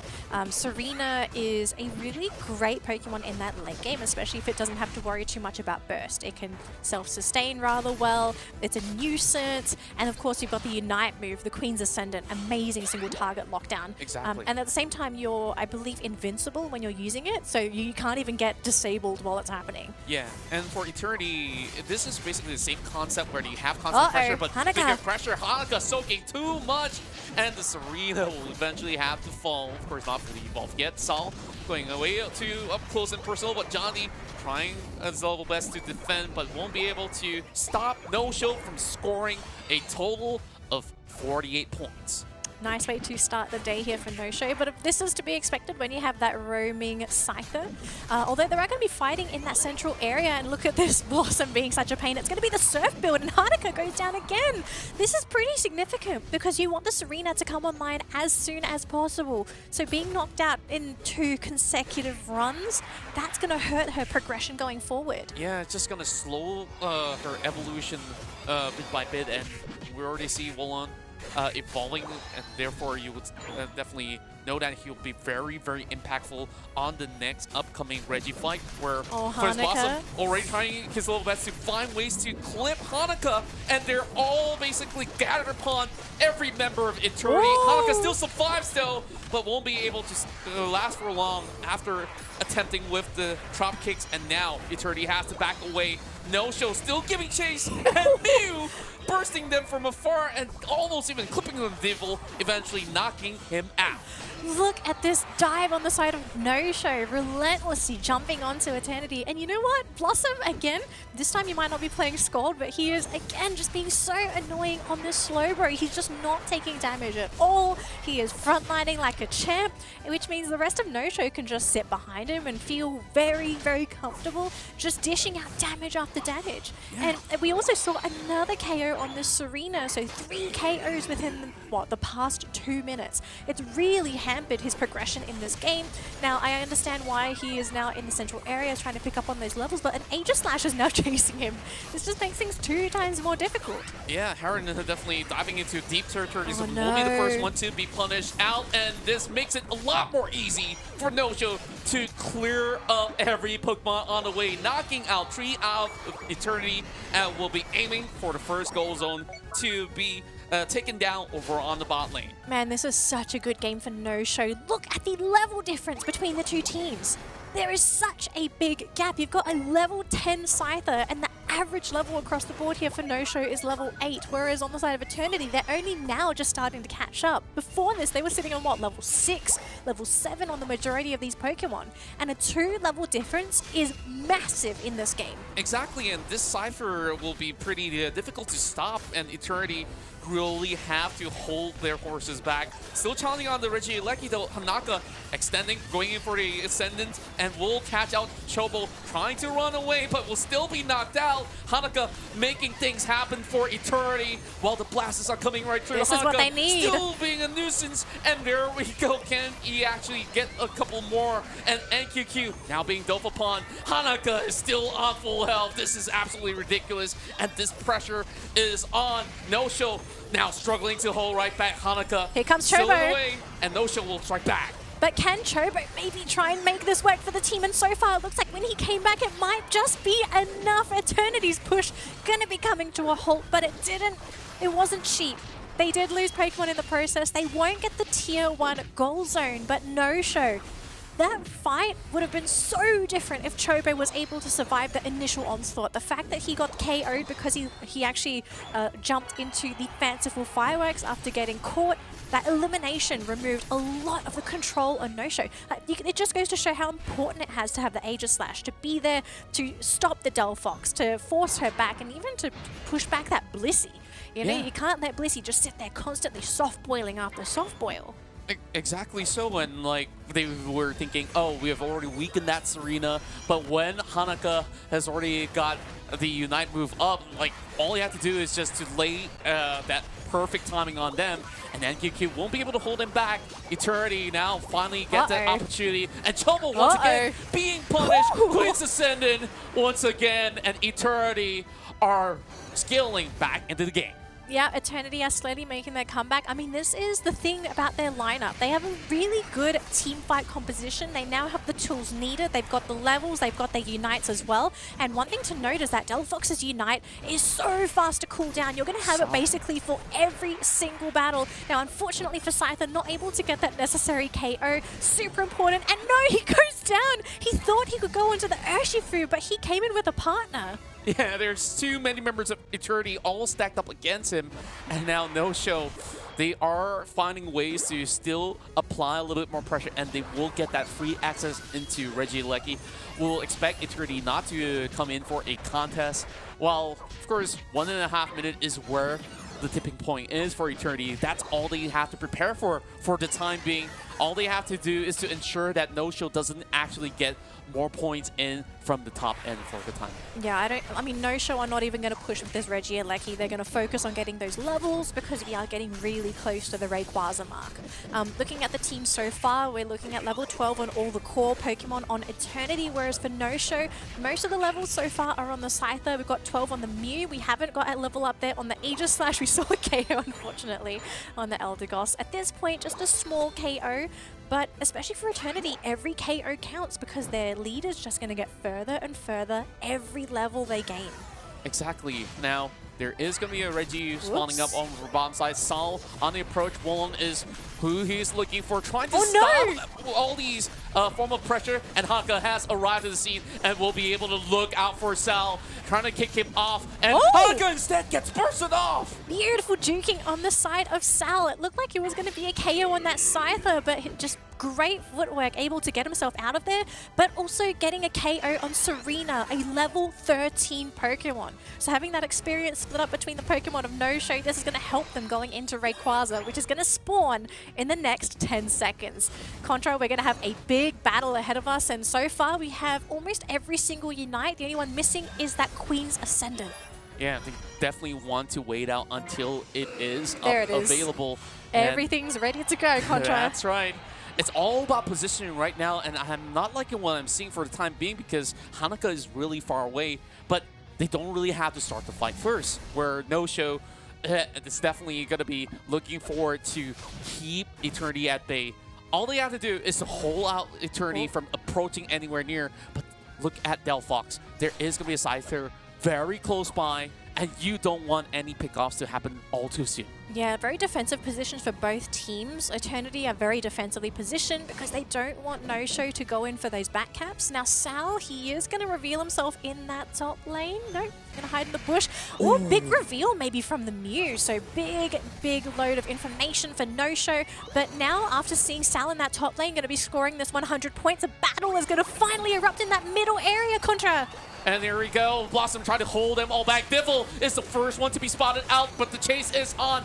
AP will be able to knock that Pokemon out eventually, but won't be able to catch him up in time. Eternity, they are now pouring out as the Scyther is looking to slash and hack their way into victory. No-Show overwhelms the rest of Eternity and leaving only Hanukkah behind, but 1 versus 4 is never going to be enough. No-Show dominates with only 35 seconds left, and they have free reign over Rayquaza. Oh my goodness. Eternity, they just got shredded in that battle. Is there potential to steal? No, Blossom is doing a fantastic job at zoning away the Delphox. That's going to be the Rayquaza buff on the side of No-Show. Now, can they score these points? And the question is there a way for Eternity to make a comeback? It's only 15 seconds left, and No-Show, they're already ahead in points. It looks like it's going to be a 2-0.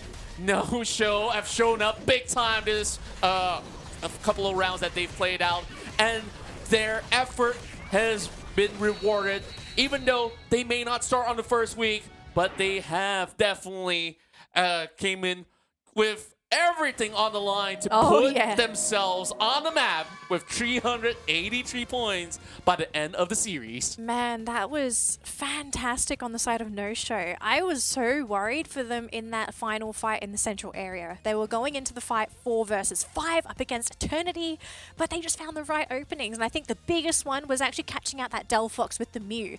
They managed to burst him down so low, sent him back reeling in those fights. And then, of course, you saw Epe, the Mew, hunting down this Delphox, making sure it was KO'd. He needed to be the witness to see Devil go down. Yeah, and I felt like there's so many things that went so well for No Show. I mean, like the big reveal by the Mew right before they commit into that Rayquaza was something that was very vital in terms of knowing what exactly to do in that team fight. And Eternity, they opt to eventually strike because time was of the essence, while Hanukkah was looking for that opportunity. But wherever he turns to, there's always somebody hunting out. But Hanukkah was still the last person standing. And Wallon, I don't think he gets to play the game well enough. No, I don't think. I mean, it's not just Wallen. Even Hanukkah had a pretty rough game this game. I mean, yes, he ended with level 14 in this match, but we saw the early game. He got KO'd 3 times within the first crucial 2 minutes of the game.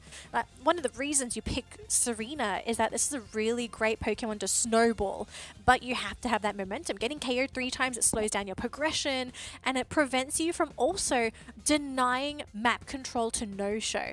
You have to make sure that the Scyther is going to be wary of your Serena. You have to also make Chobo have to rethink about these engagements. Like, you can't just go in, but because they dealt with Hanukkah so well, they just sort of like, it's just a Serena. You know, it's not that big of a deal.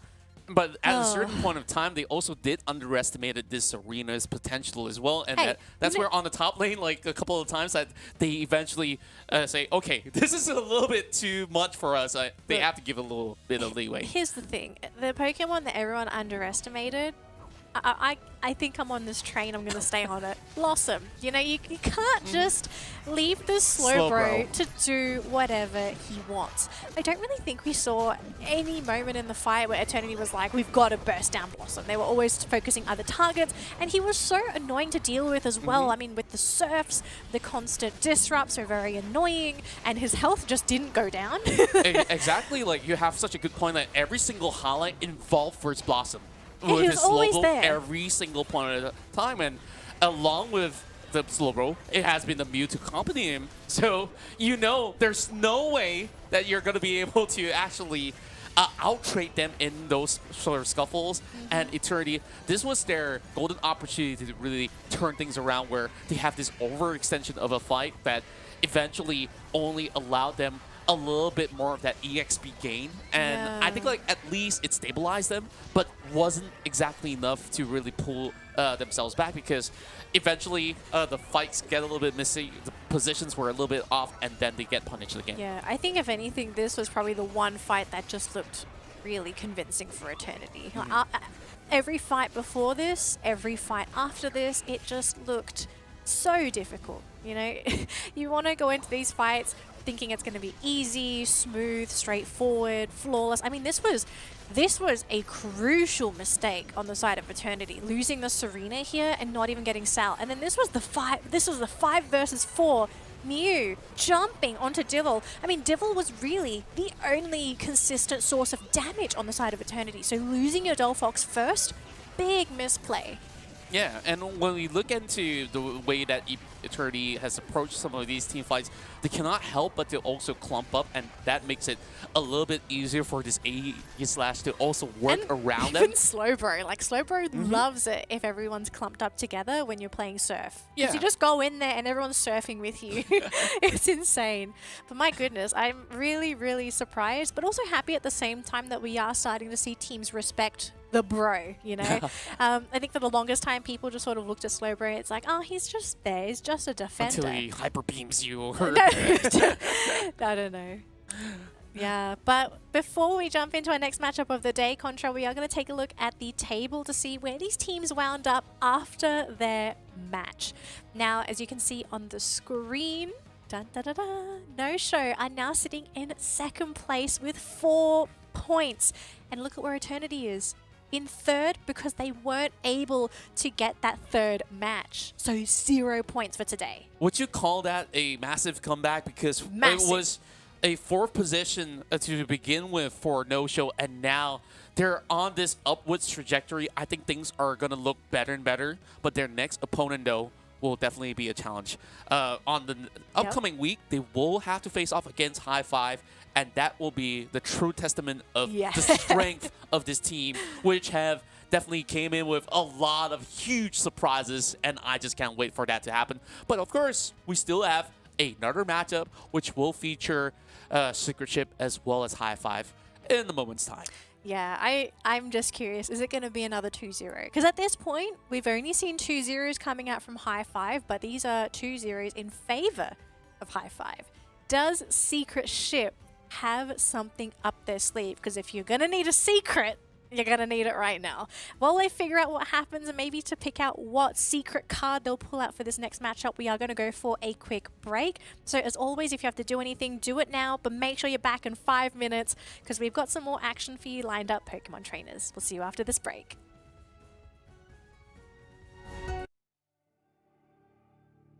Meiji Almond Chocolate boasts the highest quality, only attainable by Meiji. Our professional staff painstakingly pick out each almond with their eyes and hands. We give our uniform-shaped almonds a tantalizing aroma through direct flame roasting.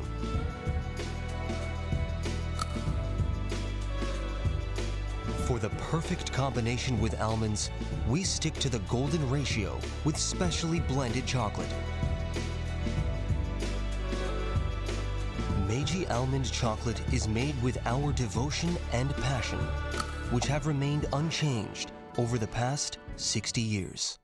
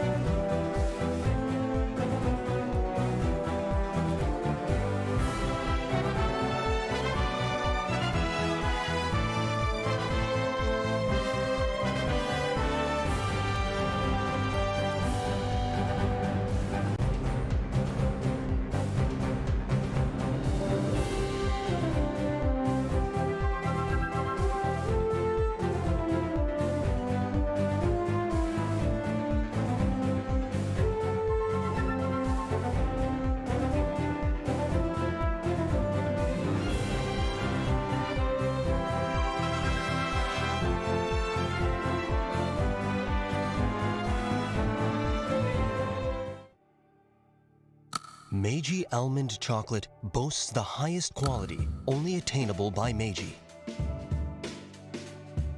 Our professional staff painstakingly pick out each almond with their eyes and hands. We give our uniform-shaped almonds a tantalizing aroma through direct flame roasting.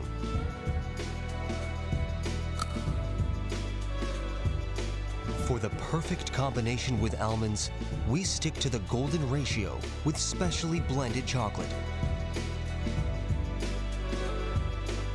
Meiji almond chocolate is made with our devotion and passion, which have remained unchanged over the past 60 years.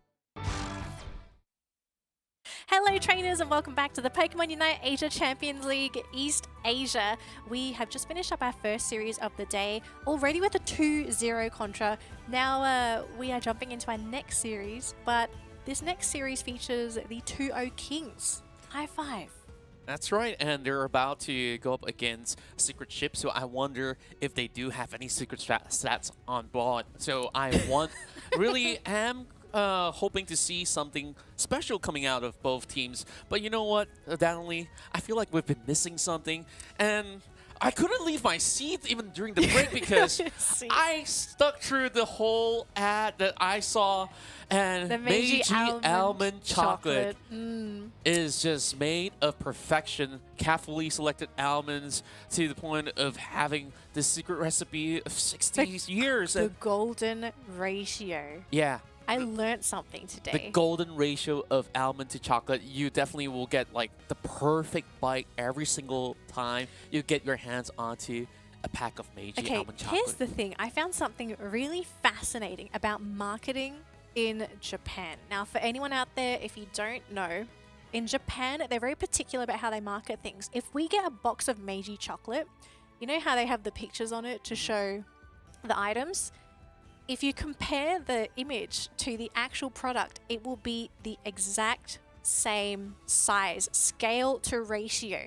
That's actually required in Japan to show. Like, if you're going to show the picture, you have to show it like the correct sizing, the correct, everything has to be exactly the same. So, I mean, I looked at the chocolate and there's a thick layer of chocolate around the almond. I'm just craving for it. I can't wait to basically get my hands on the box right after this. Or, I don't know, I hope like maybe Meiji chocolate in general is good. Yeah.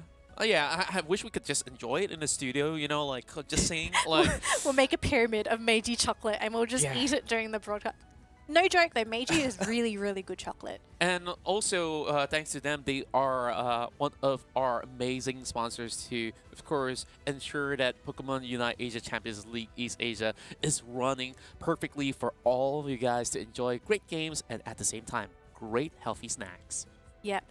Now let's talk about our teams for this upcoming matchup contra. I know everyone's been very excited for this one. High Five is going to be making a return, but this time with Secret Ship. I'm going to start with the players on Secret Ship. We have oh goodness. Okay, here we go. Bad start from Yakubari. Thanks, Contra.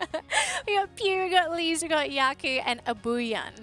And on the side of High Five, we have ZZ Ray, BKZ, Ikura, Xingdi, as well as Wuxuan.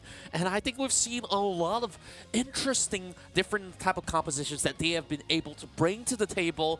And a lot of all these plays have involved mainly on these couple of key players. Honestly, to even pick one out is not going to do enough honors because every one of them have been able to pose themselves as a threat to every single team. But I've kept my eyes on Xingdi as well as Wuxuan. Their dynamic synergy have this played really well. And then you have Ikura as well as ZZ Ray, where they always have so many different pool of Pokemon that they could basically play. So I believe that High Five is going to be a tough nut to crack. Look, I think if anything, people are looking at this team and expecting them to be that raid boss. You know, it's like the team to beat. If you can beat High Five, that's a statement. And that's a question that everyone's going to be asking Secret Ship. Can you figure out High Five? Because I think up until this point, we haven't seen anyone really be in a position to convincingly take this team on. And we also have to remember that last week, High Five had the confidence to pull out one, sorry, it wasn't last week, it was the week before, but they had the confidence to pull out one of the wackiest drafts we have ever seen. If you're wondering about what game we're talking about, go back to week 2, game number 2 of their series. Once you see the draft, you'll know what I'm talking about. But rankings, just a quick reminder for where these teams are currently at. So as you can see, High Five top of the leaderboard. They've won both of their games 2-0 and therefore are sitting on a wonderful 6-pointer ahead of the competition. But Secret Ship, unfortunately, at the bottom of the rankings. But if Secret Ship does get themselves the perfect 3-pointers by the end of this best of 3 bracket, that will basically place themselves tied with No Show on second. So this is going to be a really tight race, and if in the case that Secret Ship actually does not get those wins in their favor, they will be stuck at the bottom. So this match in particular will be the most important match for Secret Ship. Yeah, so this is the result so far for High Five, as we did say this a little bit earlier on. This team is so far the 2-0 kings of the East Asia region. Now, if you're wondering who High Five are, this is actually the champion from the Taiwan Open 2021 last year. So they did have to qualify through the Taiwan Open, and of course, there's a reason why they're champions. They look so, so good. They just have everything nailed to the pixel. I mean, the way that they play, it really wasn't just individual play styles that they were relying on a certain somebody to carry. I felt like of all the matches that we saw, it was basically just team coordination that makes this team so great that I felt like it's more than just the draft compositions. It was more than just the type of play each individual offers on the table. Like, I feel like the synchronization on this team has not been emulated by anybody else. Yeah, I do agree. This team is pretty intense. All right, so we're going to take a look at Secret Ship stats here. Now, do mind that this team has only played one series, and it was against Eternity. Now, unfortunately, they lost, but they did manage to take a point off from this matchup, so they are not coming into the tournament with nothing at all. Day 3, tough opponent, High Five. Really curious to see how well they do up against this team. But of course, we're going to see a lot more Secret Ship in the coming weeks because they haven't played against T2, they haven't played against No Show. So if anything, you could even say High Five are kind of going into the series blind. Yes, they did manage to see the series between Secret Ship and Eternity, but that's only one best of 3 that you're looking at here. Exactly, and if we look into the matchups on the past, like, sure, it was a really close battle between Secret Ship as well as Eternity, boiling down to that final fight once again. And I think like this is where they pick themselves back. And if they can triumph over High Five, the rest of the opponents would be, I wouldn't say lesser of a challenge, but it will be at least something that they prepare for much better. Yeah, it would definitely make a statement where teams would look at Secret Ship and say like, hey, these guys are really good. Yeah, they didn't win against Eternity, but they beat High Five, or they were able to take a game off of High Five. So at this rate, it's essentially Secret Ship making their identity known. Are they going to be a team that you need to watch out for? Because we really don't know a lot about this team. Yeah, and I think like there is just a lot of proving grounds for them to really set their own bar, however high that they need it to be, and at the very least, you got to aim for that top 3 position. Sure, High Five may look to be a tough one to beat out, but you just got to try to at least squeeze that 1-pointer in, and you could basically slowly climb up that standings, because even after these round robin runs, they still have to play through the gauntlet, and nobody wants to be the team that's on the 5th and 4th position to play out the first knockout brackets. Yeah, I mean, it's not that they don't want to be there, it's just it's a longer path, right? You've got to play more games, and every game you play, there's a risk of you getting knocked out. So ideally, 2nd seed, because I think that's the, aside from 1st seed, that is the only seed where you only have to play 1 best of 3. And you just get the direct access to Malaysia. Exactly, right? I mean, first seed is direct access to Malaysia. Like, that's the big one. But so far, High Five are currently sitting on that boat. Are they going to keep sitting on that boat? That's the question. Because so far, no team has won 2 games yet. Yeah, I mean, when we talk about boats like Secret Ship, they're basically the ones that have been able to craft possibly perfect ships in that sort of sense. So, of course, before we even get to the games, let's take a look at the playoff brackets. This is the thing that we've been mentioning, the gauntlet run. So if teams end up in the 4th as well as 5th place, they will be the first to play out the playoffs. Yeah, they have to run. play day 6. And then whoever loses, that will be the end of their journey in the ACL. And then you will have to fight teams from the higher seed, whether you're the 4th or 5th qualifies. You fight 3rd seed, and then on to the 2nd seed, and then the 1st seed. And the 2 finalists will go to the Asia Champions League Grand Finals. Yeah, so I think some people are confused, like, oh, what's up with the placement for 1st seed? So the reason why 1st seed is going to be a very important seed is that, firstly, yes, you automatically qualify to the LAN final, but you still need to play. Now, the reason why we're playing is we're also determining seeding for the LAN. So even if you get 1st seed, you might not get 1st seed at the LAN if you don't win that last matchup. So it's a really long path. I swear, if a team from 4th and 5th seed managed to win and make it to the LAN finals, props to them, because that was a long journey. Yeah, and I do love how this whole tournament structure has been panned out the way it is, because you basically reward those who have worked so hard throughout the league run, and they deserve to basically stay put. And once they do challenge the rest of the regions to be crowned as the kings of Asia, I think, like, this is where you know you have the cream of the crop. Now, of course, put it all aside, because we are about to focus on the drafts with Hi-5 versus Secret Ship. Starting off, Hi-5 will have to look for their first ban, and teams are just taking their sweet time. I mean, One it's more normal. second, though. It's normal. What's it gonna be? But the ban phase will always be fixed. Yeah, so we unfortunately have to wait the full timer. But Sableye, Mew, pretty typical bans across the board. We're not seeing any crazy stuff. And Urshifu, if this Pokemon goes through, I mean, it's to be expected. Urshifu is always going to be there. In favor of Hi-5, though, as they managed to insta-gibbet. But look at this response here from Secret Ship. Are they really flashing the Tyranitar? Very early, too. I mean, they didn't really have to prioritize it all too much, but that already tells you what they really want to do. They want those closed range melee battle, and you know what? Hi-5 says, yep, if you want it, I'll take the fight to you. I'll bring that scissor, and there will be the Delphox to amp up the damage ratios. Yeah. Now, on the side of Secret Ship, they're looking to pick up a Mr. Mime as their secondary support Pokemon, and they've actually got the Absol. Look at this, the rise of Absol. Very interesting coming in from Secret Ship. But Hi-5, they're looking for a support of their own. I mean, their last 2 Pokemon, pretty classic, right? This has been the bread and butter for this team. If Ikora can get that Snorlax, he's happy to play it. And I think we've seen so much Wushan Blissey, it is not funny.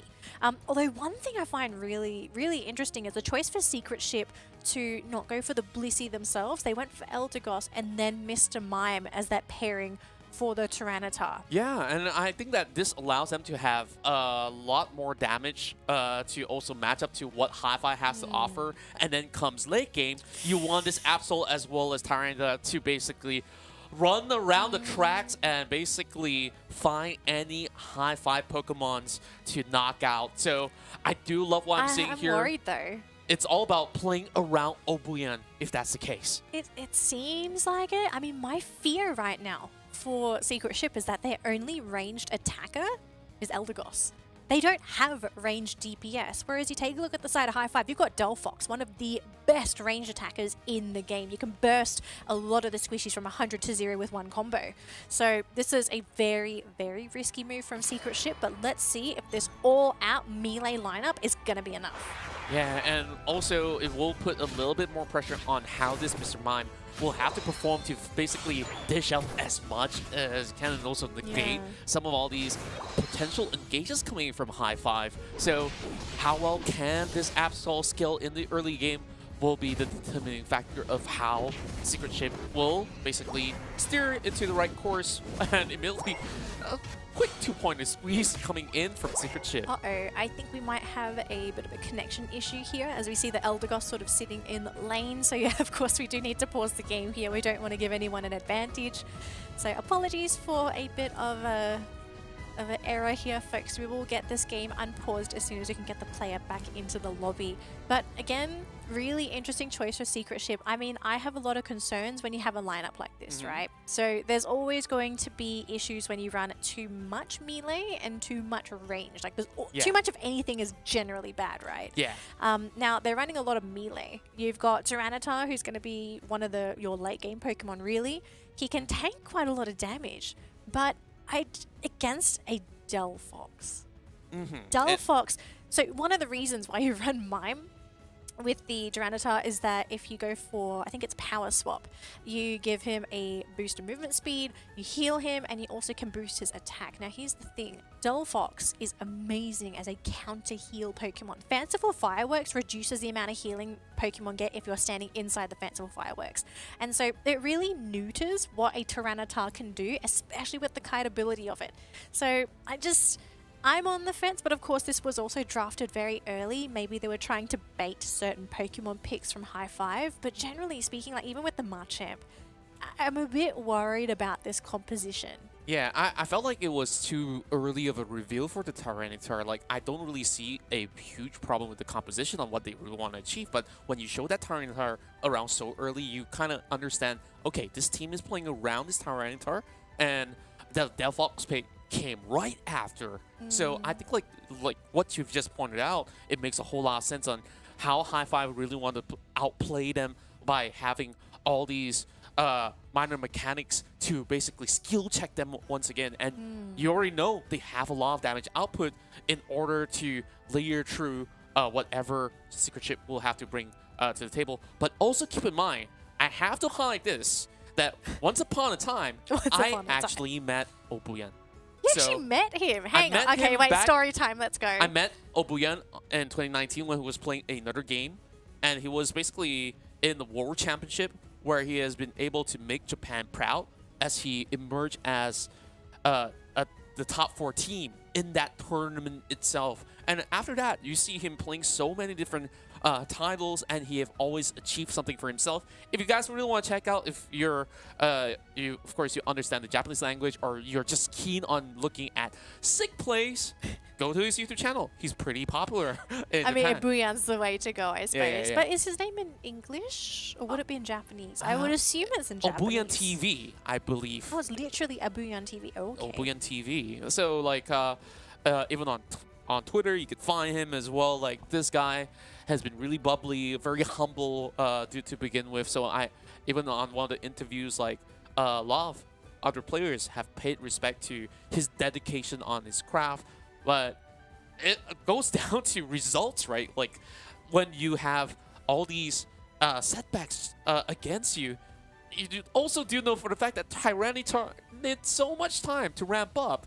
It's so a late Tyranitar as well, right? And you gotta also get the Absol up online. So, like you said, a little bit of a challenge in that early game. I think it puts pressure on the Absol to have to make those early rotations. Yeah. You have to alleviate the pressure from your side lanes because you have to guarantee that your Tyranitar and your Machamp are both able to farm, right? Like you both need to level up those Pokemon. It's a very needy composition. It's very, look, I think we have to be very frank. It's very greedy because it's Tyranitar and Machamp. You're not running these Pokemon separately. They are together. Yeah. So we will expect for the first 5 minutes for Secret Ship to have some slight bit of struggles, if that's ever to be the case. Could it be? Look, it's against High Five. I would not be surprised if they struggle. Every team will possibly have some struggles, but we also have to bring back to High Five side. Like we see a lot of good picks coming out, but it's also mainly staple picks, and they managed to secure not only the Urshifu, but also the Scissor or even Scyther. So it's probably Scyther, to be honest.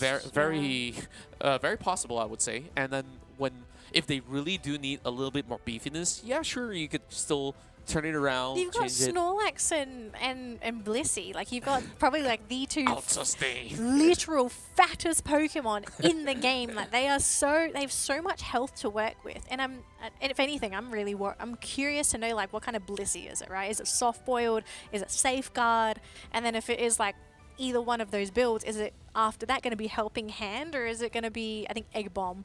Because if you go for heals and you go for Egg Bomb, you're going to be like literal Gatling, healing, Egg Blissey, or you go for like the support Blissey, right? Perhaps that would be what they need to counter this all melee engagement coming in from Secret Chip. Because Helping Hand, I think, counters probably the entire lineup. Because you not only get a boost in movement speed, but you're also able... Look, here's the thing.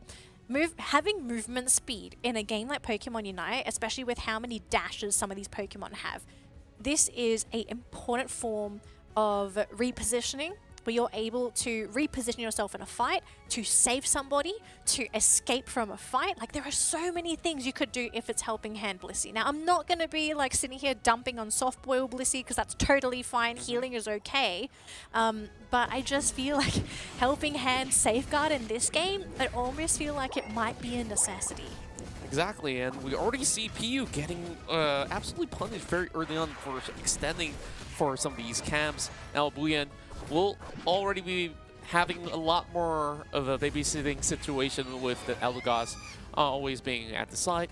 So ZZRA will have to find ways to scale up, and they're still pressing on. BKZ at the forefront here is just scouting out ahead, and eventually with them hitting the evolutions, they will be able to do more. But Lizzie is about to join in the fray, so hoping to see whether there's going to be any from pickoff as they are challenging the Atalia. But both sides, they basically have a little bit more space. Ikura should be able to hold out for a few more seconds, and that is just about it. Secret Chip secures the first knockout of the game. Yeah, beautiful play. And now it's going to be this poor little Delphox, the Braxian, all on its own. Not really much you can do here as they let these Pokemon get those scores in and get that experience. But while that's all happening, Xingdi is like, hey, I'm going to go for a little expedition trip onto the other side of the map, steal this experience away from this Absol. Maybe I can go for a 1v1. Top lane, though, BKZ, not so lucky, getting eliminated. And Absol comes in the nick of time to potentially get the second KO.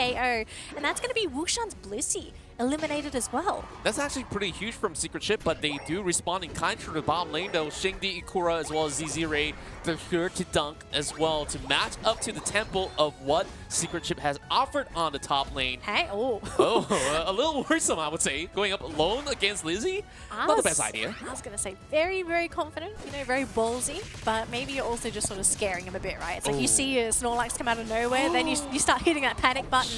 But yeah, speaking of panic button, poor Xingdi actually getting taken out there. Great rotation there to get that elimination. And while that's all happening, Abuyan's just going to be smacking Pokemon, you know, trying to get that level 9. Make sure you hit that Tyranitar, you know. You need to hit that level 9, get the Tyrannical Rampage, and then you can really start to do some real damage with this Pokemon. We see both teams actually being very active across the map, and another knockout happens this time onto the Pupitar as well. Yeah. This is going to slow them down a little bit more. Abuyan will have a little struggle of his own. 7-minute mark, we are seeing the Reggie appear, and it will be a Reggie Rock. Suddenly, the Machamp is already out. Lizzie still trying to fend off Xingdi, but he has too much to offer. There goes Gakubari and High Five. They don't really care if it's a Reggie Rock. They're going to dunk it first. They just need one more point to break open the Go Zone. That can wait, and they will secure the first Reggie Rock. Look, I think that's just a really good display of what happens when you're running all melee against a composition that has range. I mean, Z-Ray just sat there throwing fireballs like He's nobody's having a blast, business. like fireworks through Chinese New Year. I mean, we just celebrated Chinese New Year. I mean, there's so many opportunities for Z-Ray to do so much more in this Delphox. They're already starting to be an issue, and all those KOs gave him a lot of experience, right? He's level 9, getting close to that level 10. He's got the fanciful fireworks. Did you see the damage on Gakubari? Oh, hang on. Mistakes might be made. Might be able to get out. Absol's here as well, but Z-Ray will get punished, and no Pokemon goes down. It was very close, even using fanciful fireworks, but actually the KO was there because Xingdi's made it back in time. They won't land the move there from the Mr. Mime, but luckily they're able to get away. They hide in the bush, so no counter plays aside from that one KO. 2 objectives in a row. High Five now securing the Regieleki, and you won't expect Secret Chip to be able to also pull off the contest. They finally get the Tyranitar fully evolved, and now with BKZ needing to set up the tempo for the rest of High Five. What's the next play possible here? High Five slowly escorting Eleki on towards the top goal zone, but they need to have some response coming in from Secret Ship because they can't allow more points to be scored so early on into the game. It's already 195 points. Now you have to be very careful with this Regieleki push. One thing that teams tend to struggle with this push is that firstly, defender's advantage is so important. And look at that, Delphox actually got cut from the back lines. Beautiful counterplay there from Secret Ship to make that really good flank work. And now Pew going to be the next Pokemon to go down. 2 Pokemon down on the side of Secret Ship. But are they going to be able to turn? Tyranitar is here. Tyrannical Rampage in the middle of that engagement as well. But they kind of just left him alone. They were like, we're going to finish off your teammates. We don't care about the Tyranitar. And look at that, free KOs. Not punished at all. They ignored the Tyranitar. But at the very least, Secret Ship did manage to pull off an absolute strong defense of their own, though they have to make certain sacrifices that will hold them back. And it's not good timing because Registeel is already up online, and now they have been withered down. They understand they cannot challenge High Five, and they will have to give this away. Yeah, it looks like they're going to try and score some points in that top lane. I don't think Abuyan was successful in scoring that 40-pointer. He's still holding on to it. Now he is still supported by this Eldegoss. He will be healed, but is he going to be able to get out of it safely? Looks like, oh no, Yakubari just getting shot down by the Delphox. We've got support here from this Absol, wanting to jump onto Z-Ray, but beautiful counterplay from Akura. Heavy slam to deny him the opportunity to dash forward. Yeah, and we're looking at the Absol needing to play catch-up from here on. Wushan is not going to hold on for too long, but just buys enough time for Ikura to join in the fray. Blissey goes out, but there will be a little bit more pressure coming from BKZ as they pile on the pressure. But here comes Shengdi. He's joining in and will hack and slash his way all the way to the back line. And even the Snorlax have been able to stop the Absol, and High Five slowly overwhelms them. But the Machamp is still on their way, and it will be an equal trade. Oh, Pewee, massive comeback play in that final moment. He got a really great barrage blow that got a very critical knockout. Yes, they may have lost the majority of that fight, but luckily for them, bit of a comeback here because now you have a level 13 Machamp. Now, one thing that's great about this Pokemon is not only the barrage blow, where you're able to get big damage numbers onto Pokemon that get caught in that, but he's also pretty tanky. He's got a lot of mobility, and if he catches anyone on High Five, good luck getting away from that Machamp. Yeah. So now they're going to have to put all their eggs in that Machamp basket. But if anything, the late game is going to have to be where it's at for Secret Ship. If you compare the two drafts, the late game for Secret Ship can be very threatening. Tyranitar is probably one of the scariest late game Pokemon to go up against. Especially when you put him into the Rayquaza pit as well, right? Like, I mean, look at this AoE spells that they do have. They just basically have to hold them all back. BKZ won't be able to score. This Urshifu will have to wait for another moment. But all the objectives, all in the hands of High Five. I mean, they're just running like clockwork, right? Like, they've done this 1,000 times before, and there's just no response from Secret Ship. This is going to be enough. If they get Akura, this is massive. He's going to use the block to try and keep himself alive for as long as possible. And luckily, no one's able to get over it. So he will preserve himself. BKZ, though, in that front line, was looking to try and get a wicked blow onto Absol. No connection so far. And we're now at the 2-minute mark here. Contra, it's getting very tense. Nobody's here to stop Shingdi. Look at his back cap. And he's got more points. He is going to score that 50, and that's going to make it 100. Hang on, 2 back caps from High Five, and look at the Secret Ship are grouped up. As long as High Five don't run into engagement here, they should be okay.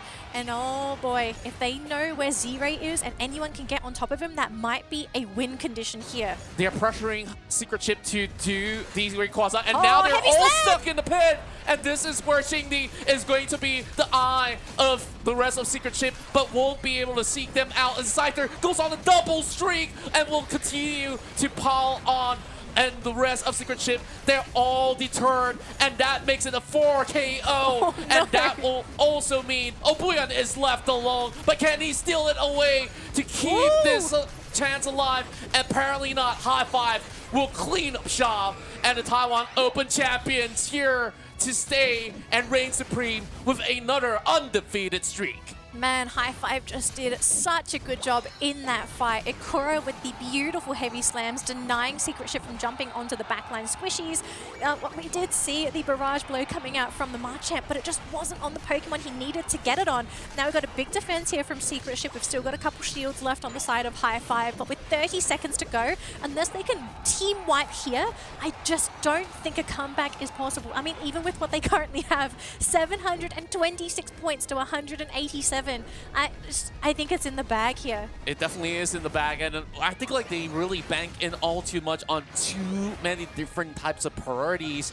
And at the very end, I mean, the Secret Ship didn't really even set off, never sailed from the port overall.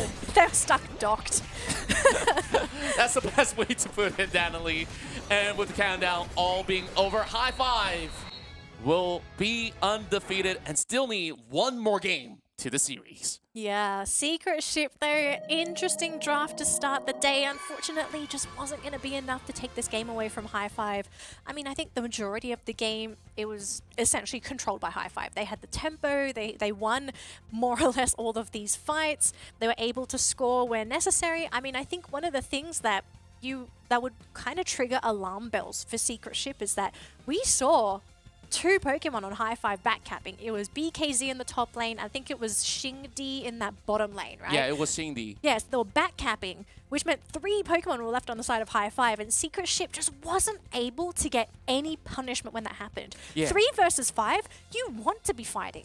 And from that point onwards, I mean, the ball is on their court. No matter if they do land their hands on that Rayquaza, basically they just have to wait for Secret Ship to make a move by then. And you already look at that position. They're on the opposition territory where Secret Ship, they cannot back away. Like, you have to force something to happen. And even so, every member of High Five was so well prepared for that. And like you have predicted, ZZ-Ray had the best time possible in this match. Yeah, I don't want to insert too much of myself into this, but I kind of feel like if Secret Ship had maybe picked up the Blissey for themselves instead of the Eldegoss as their support Pokemon to buff up the Marchant, to buff up the Tyranitar, maybe things could have gone a little bit differently, because I think just comparing the two supports in general, I can understand Eldegoss, it can be a very aggressive support.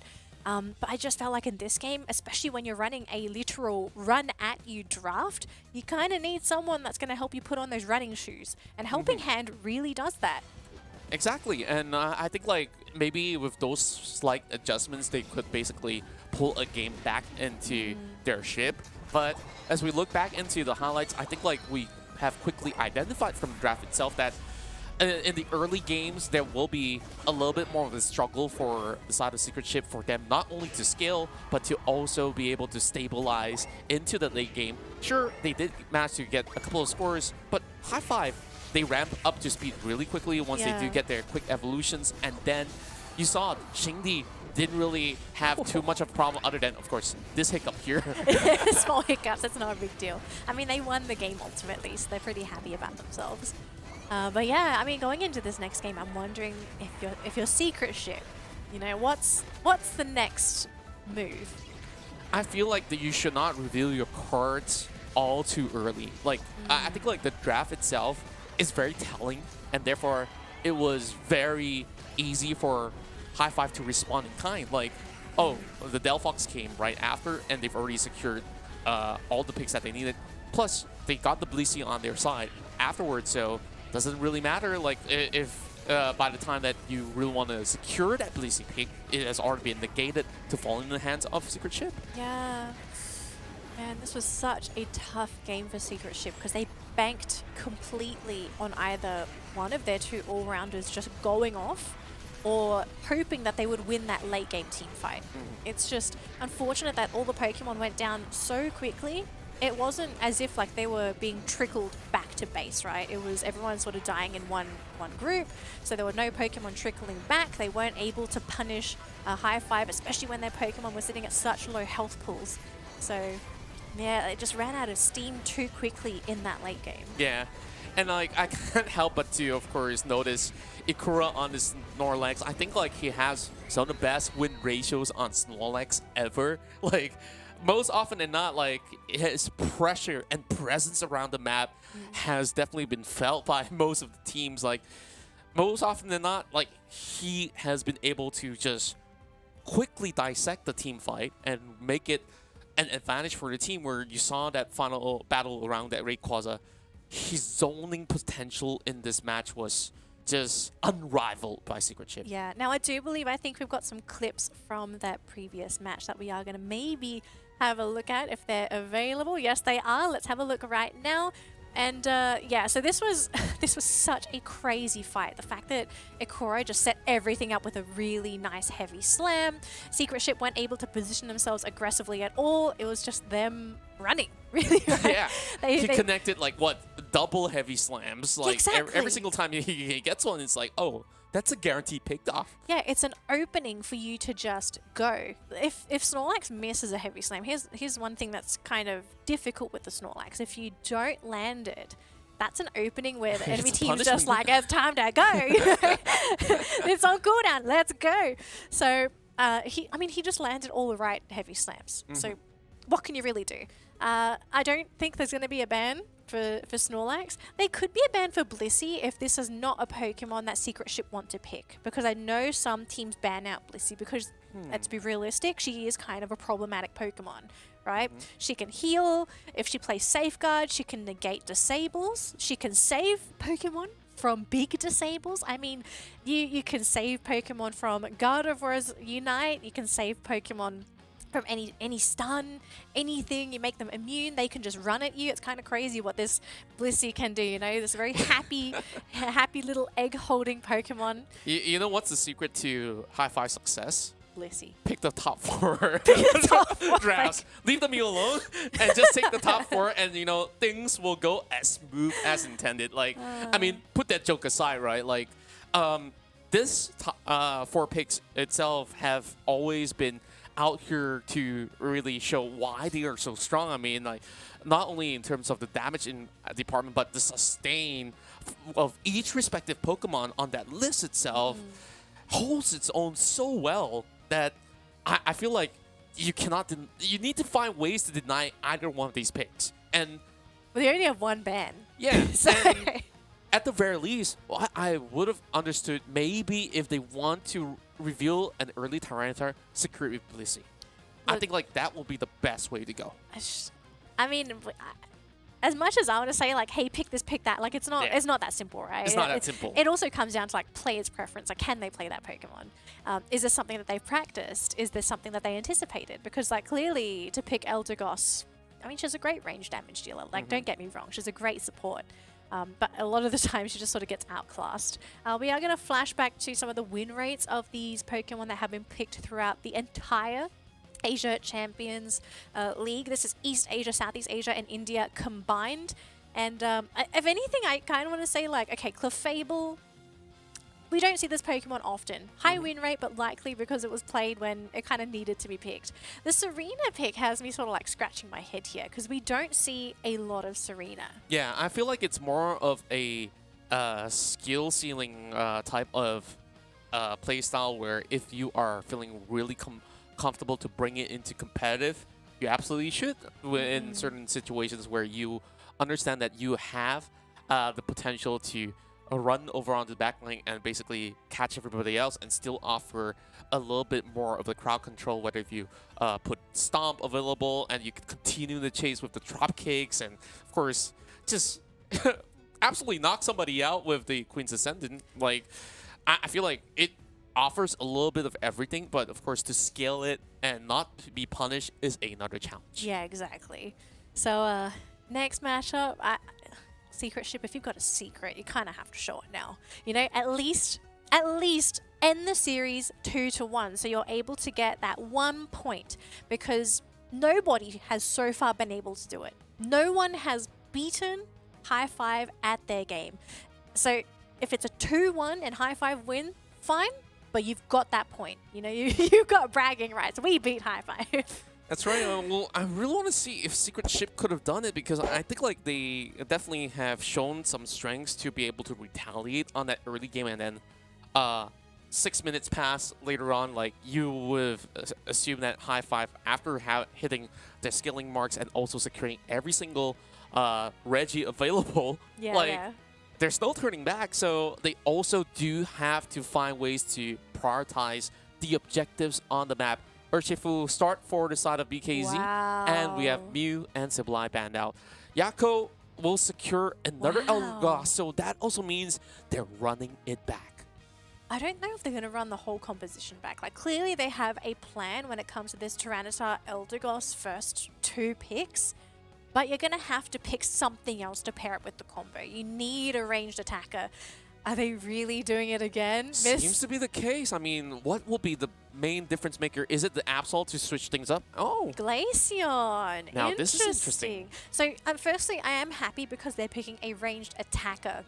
Now, the thing with Glaceon is that this is a Pokemon that is fantastic when it comes to burst, right? You pick this Pokemon because you kind of want to just 100-0 someone, if possible. It's not always possible. It does have a little bit of mobility to work with. I am curious to know what build this is going to be. Now, I know Icicle Spear is not currently popular, but I mean, maybe you can eat. Maybe I can eat my words. You know, prove that Icicle Spear is a lot better than it is, but I think it's just going to be the usual build. Yeah, and just only a slight change being made from Secret Chip's territory, while all eyes are on Shengdi as well as ZZ Ray yet again to make things work for the team. So maybe there's going to be a little bit more priority on to shutting down either one of these Pokemon from High Five in order for Secret Chip to have a better cruise. Yeah, I mean, they'd love to be on cruise control if they could. But against it High can Five, get turbulent. No, if you're playing against High Five, you're sailing into the Bermuda Triangle. You're not coming back out, man. You're stuck out there for the sea. I hope not. I mean, keep the compass up, and we're ready to go. Yeah, I'm sorry. You're going to another dimension, man. You're not coming back. All right. So we don't have a Hoopa here. We're not traveling through space and time at the very least. So let's see what could be the difference maker here for Secret Chip. First, we'll need a little bit more time for this Lavita to scale up yet again.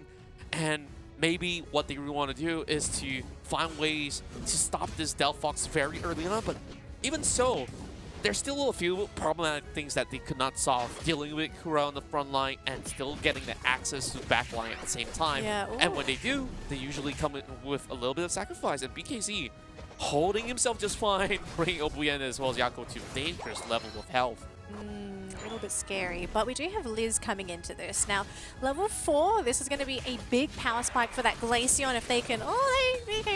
they stole the Pokemon and they might be able to get BKZ. No, eject button, going to save his life there. And now it's going to be the poor little the little baby Tyranitar. It's going to be the Larvitar being taken out here. And if they lose the Glossomer as well, that would be very big. But Lazy couldn't get the hit. No, he does. Yes, he does. He got the hit. Super lucky. So at least you're getting the consolation KOs here on that Glaceon. So here's the thing. Glaceon just goes off at level 4. But as the game gets later and later, this Pokemon, it dishes out a lot of damage. Capped, right? It's squishy, okay? You literally sneeze on Glaceon, that's it, you're gone.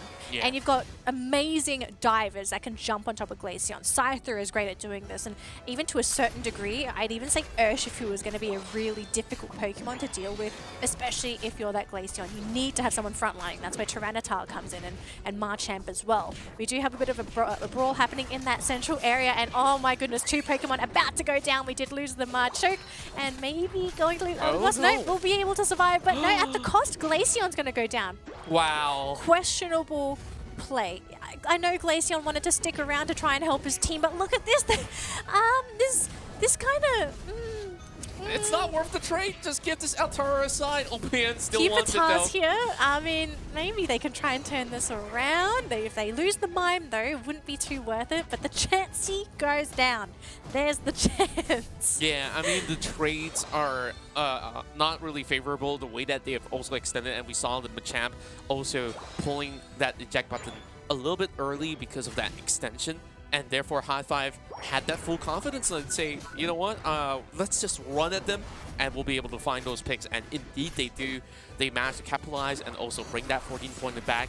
Oh my goodness, ZZ Ray is shredding their health bars. with all these attacks, and Gakubari cannot afford to stay far too long. I mean, oh man, I'm a bit worried. Yeah. The Regis are coming up, and I don't think Secret Chip is even prepared for this. I mean, they've got, essentially the Glaceon is the one that's going to have to carry them through this, right? So we'll have to see if Liz, is he going to be the backbone for this team? As long as he doesn't get caught out here by a heavy slam, maybe they can turn this around, because Glaceon can do some big damage, but no, it's going to be going to high five. They get the final hit, and now they turn onto these Pokemon. Looks like Liz was able to just get out of there, but look at the Pokemon that come at a cost. Poor Mr. Mime getting knocked out. Points are being scored. That bottom tier goal zone is going to go down, and Obuyan's like, I'm leaving, guys. Bye-bye. It's looking really, really rough for Secret Chip for the time being. I mean, they're down on those levels. Sure, it may not be all too showing for the time being, but after that fight, losing Registeel is also another factor where you have High Five just scaling to be stronger, and with all these stats going on to BKZ's Urshifu, I mean, this is going to be pretty ridiculous if they get another Reggie on their hand. Now they're also challenging onto Ilecki, but all Secret Chip could do is just to stop the Ilecki, and that's all that they could get. Yeah, they had to score there on the March. I mean, I can understand this decision. You want to guarantee the level 9, so luckily for him, at least he will get that full evolution. But look at this though, High Five. They're going to leave this goal at 1 point because they can overcap it. Yeah, like they're just going to wait for that perfect timing. Look, just wait for that 50-pointer and just dunk it in, you know? Yeah. That's basically the golden rule, while Shingdi is just stalking his prey. Gakubari cannot afford to overstep though. It's level 8 versus 11 if that's the sense. You know this side is going to hurt. Oh, I think hurt is an understatement here, Contra. I don't think there's a word out there that can describe how painful it would be to be jumped on by a Scyther right now. Yeah. Oh dear. And it's starting to leave a lot of cracks open on the ship. High Five just being in an absolute comfort zone. Like, look at their position. They're just camping around. They don't really have to even chase for these picks because they understand Secret Chip eventually have to look for all this XP and also have to find ways to get their hands onto the next Reggie. And let's see what's going to be the Reggie. It's going to be Regice that's going to be up online. And Ikura with a double heavy slam. And he has the block too, so he's just going to prevent them from even getting close to the Reggie. And now with the buff, okay, they're going to play defensively. They're going to back up. Tyranitar's running forward. Look at the Marchap though. Big barrage. Not going to do too much damage though, but it did push Pokemon back. Now have Secret Chip overstayed their welcome. High Five might be here with a ship parking ticket. Did they extend for too long? It looks like they're going to get BKZ though. And so far, Secret Chip's still looking rather healthy. High Five. Their parking ticket wasn't enough. They might have to go for a summon here. But Secret Chip, they're pushing through, Contra. They are, and they still have most members healthy and alive. Only Mr. Mime had to make that sacrifice in that skirmish. And Secret Chip, is this that golden ticket to Have they dropped Paradise? the anchor? I think they're about to drop the anchor. They're like, we're Oh here, yeah. boys. Oh yeah, this is what we're talking about. Yeah. Oh, goodness. But we're just getting a taste of what we could possibly see from Secret Chip going into this late game. So maybe this Glaceon was the answer. Now, if Gakubari doesn't want to go down here, yeah, just play it safe. Don't do that. Point in the dream right now. I mean, Exactly. This doesn't take too much for a High Five. There's no pressure, but Shingdi! He still survives. And there we go. Ikura jumps in, slamming everybody to the ground. And Ray gets to make magic happen, going for that double streak. And this is where they dunk in every single point. Hang on, they're waiting for the 50-pointer. There we go. 50-pointer, all set. All set. Now, Pew wasn't even there, actually. He was scoring in that bottom lane. But let's be real. Okay, everything went downhill when Ikura got that 4-man heavy slam. Was it 4-man or 3-man? I think it was 4-man. It looks like a 4-man. We got to look at the highlights later on. I mean, even the Machan knows there's no business of being there to begin with. Yeah, I know. He's going to be clipped. Like, that's the thing. It's so difficult playing up against this Snorlax when you don't have vision. You don't know where he's coming from, where this heavy slam could come from.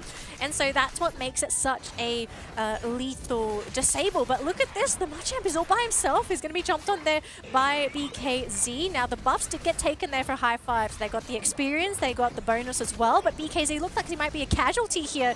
First casualty to go down. on High Five.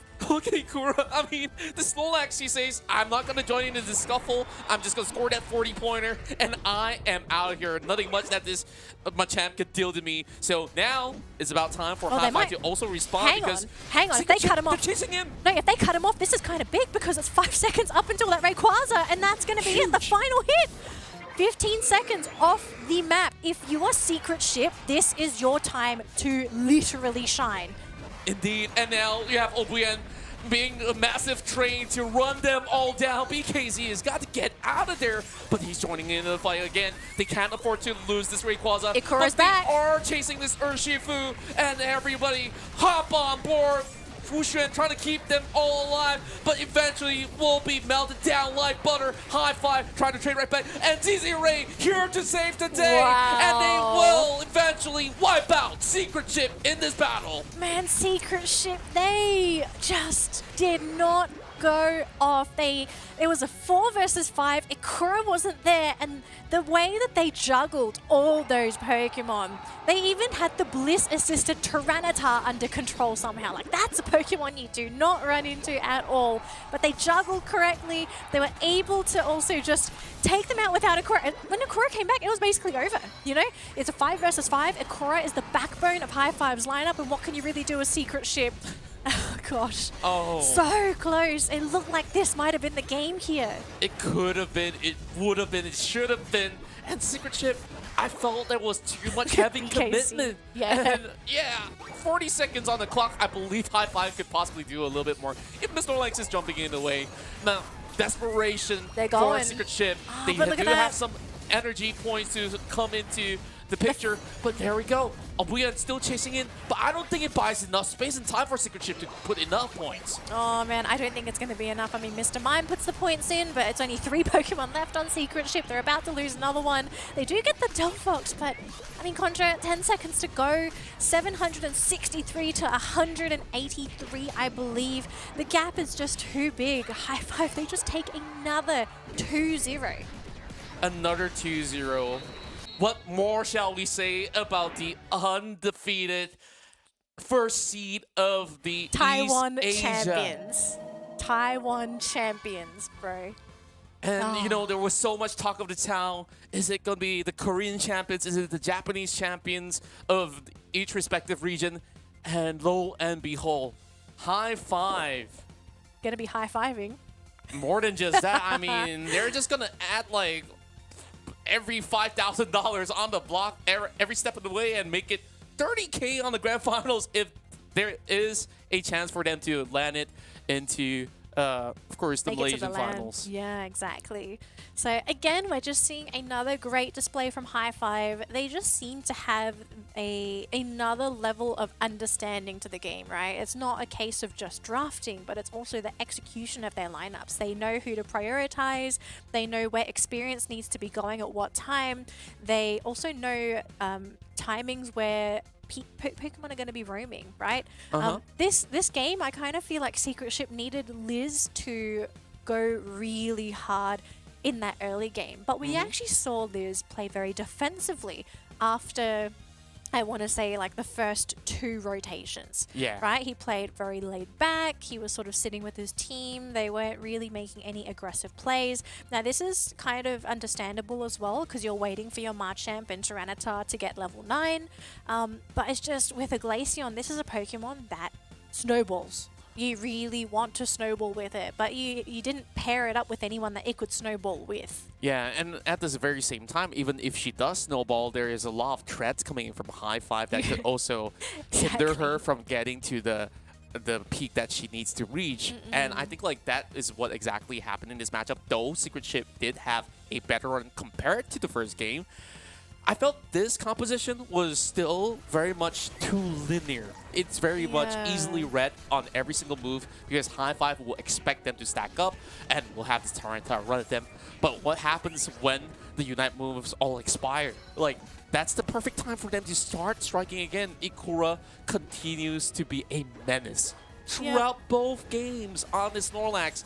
I mean, this impact on this trainer himself, I mean, he is undoubtedly the best Snorlax we've seen. Hey, look, don't underestimate the Snorlax in the citrus berry outfit. You know, it's not just for funsies. He's wearing it for a reason. Citrus berry is king. But this was the one fight where it looked like Secret Ship were going to look very scary going into that late game, right? They were so healthy. They were getting these crucial knockouts. They got rid of BKZ, which was essentially the front line alongside alongside Ikura.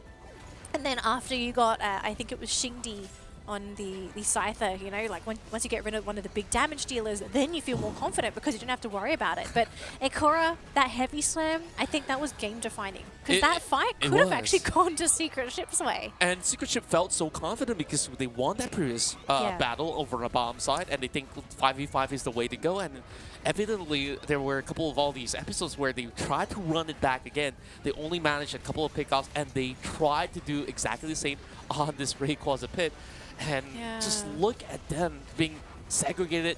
Well, you have Shingdi on the bottom layer, and then you have BKZ on the top end, and still have this Delphox to be untouched throughout the course of the battle. I think like there's just not a chance for Secret Ship to find an easy access to the back line, and they really don't have enough sustainability to last that team fight. Yeah, I mean, I agree with you. Like, there was just no way they were getting on Z-Ray. I mean, we all saw the Pokemon that they drafted. Like, there's no way Tyranitar gets anywhere near the Delphox. Same with Machamp. And even Glaceon. If your Glaceon somehow manages to make it back there, your Glaceon's going out first. Not the Delphox. Not favoring her anyways. No, definitely not. So they really didn't have an easy way to really contest the backlines. It was basically them saying, like, okay, our only target's BKZ. Like, who else can you go for? Like, you don't want to target Ikura. Yeah, and I think, like, in conclusion to all of this, it just goes to show that High Five is on a very different level of understanding every single mechanics of the game available at the time being, and is by far the best, cleanest games that we've seen so far out of all the other teams. Exciting. I would argue that they are exciting, and of course, this may seem to be pretty much standard compositions, and we've seen Hi-Fi has still got a lot more different tricks up their sleeves too, so that makes them so scary, and still, not even dropping a single game, this is a massive statement. I feel like with this win, they are confident to go undefeated for the next upcoming 2 weeks. Yeah, very likely. Now we're going to run back a clip here of Ikura. I think this is going to be around the Rayquaza pit where he pulled off some massive plays. Oh no, I got lied to. I got lied to. There, four. It was 4. It was 4. Beautiful. I mean, that's just a testament to the plays that this man made. Like, so beautiful. So beautiful. So much to put music. Okay, here's the Rayquaza fit, the Rayquaza fight. I mean, look at him. You know, he just comes in, does his job. He's like that guy that just walks into work, does his job, and just leaves. But you appreciate him because he makes everyone else's job easier. Yeah, I mean, like, you love the guy that can finish everything and, like, leave on time, and, like, he'll be the one to call you, hey, I'm already partying. Where are you, right? You're still, I still got some stuff to do. I can't join today, you know? It's like, it's okay, I'll come help you. What do you need help with? He's like that. He's the handyman. I think that's a really good way of describing Ikura. He just seems to have solutions for all the team's problems when he's playing the Snorlax. Yeah, and I feel like with that one ban, it's really worth the investment by now that somebody get their hands off the Snorlax.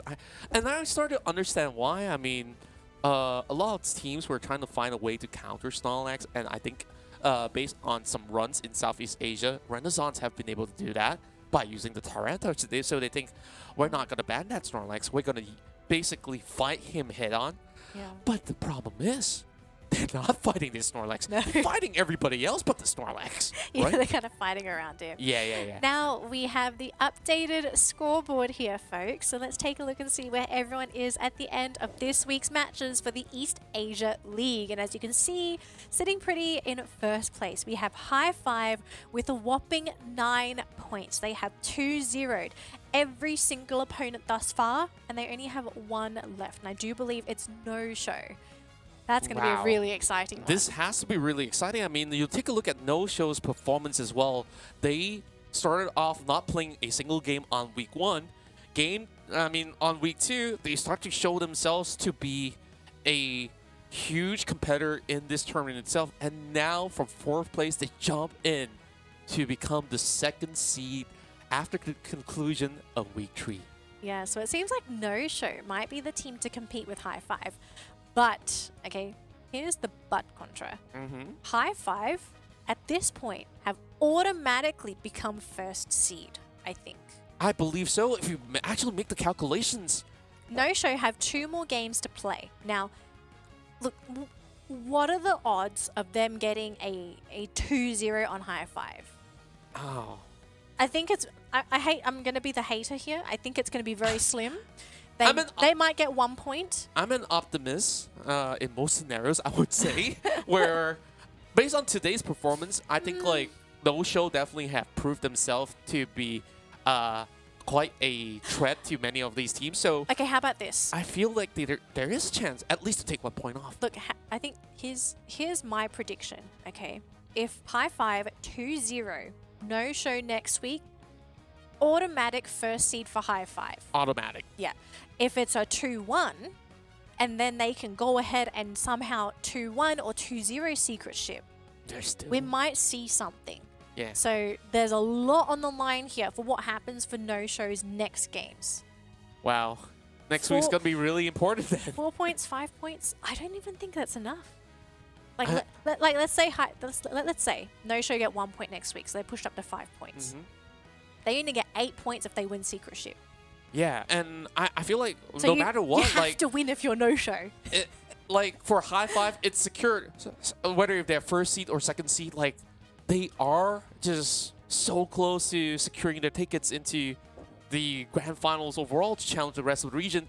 And then what we also want to talk about is the other teams that are currently pit against each other from the 3rd seed all the way up to the 5th seed at the time being, where Secret Ship, of course, unable to secure as much points as they needed after taking this loss against High Five.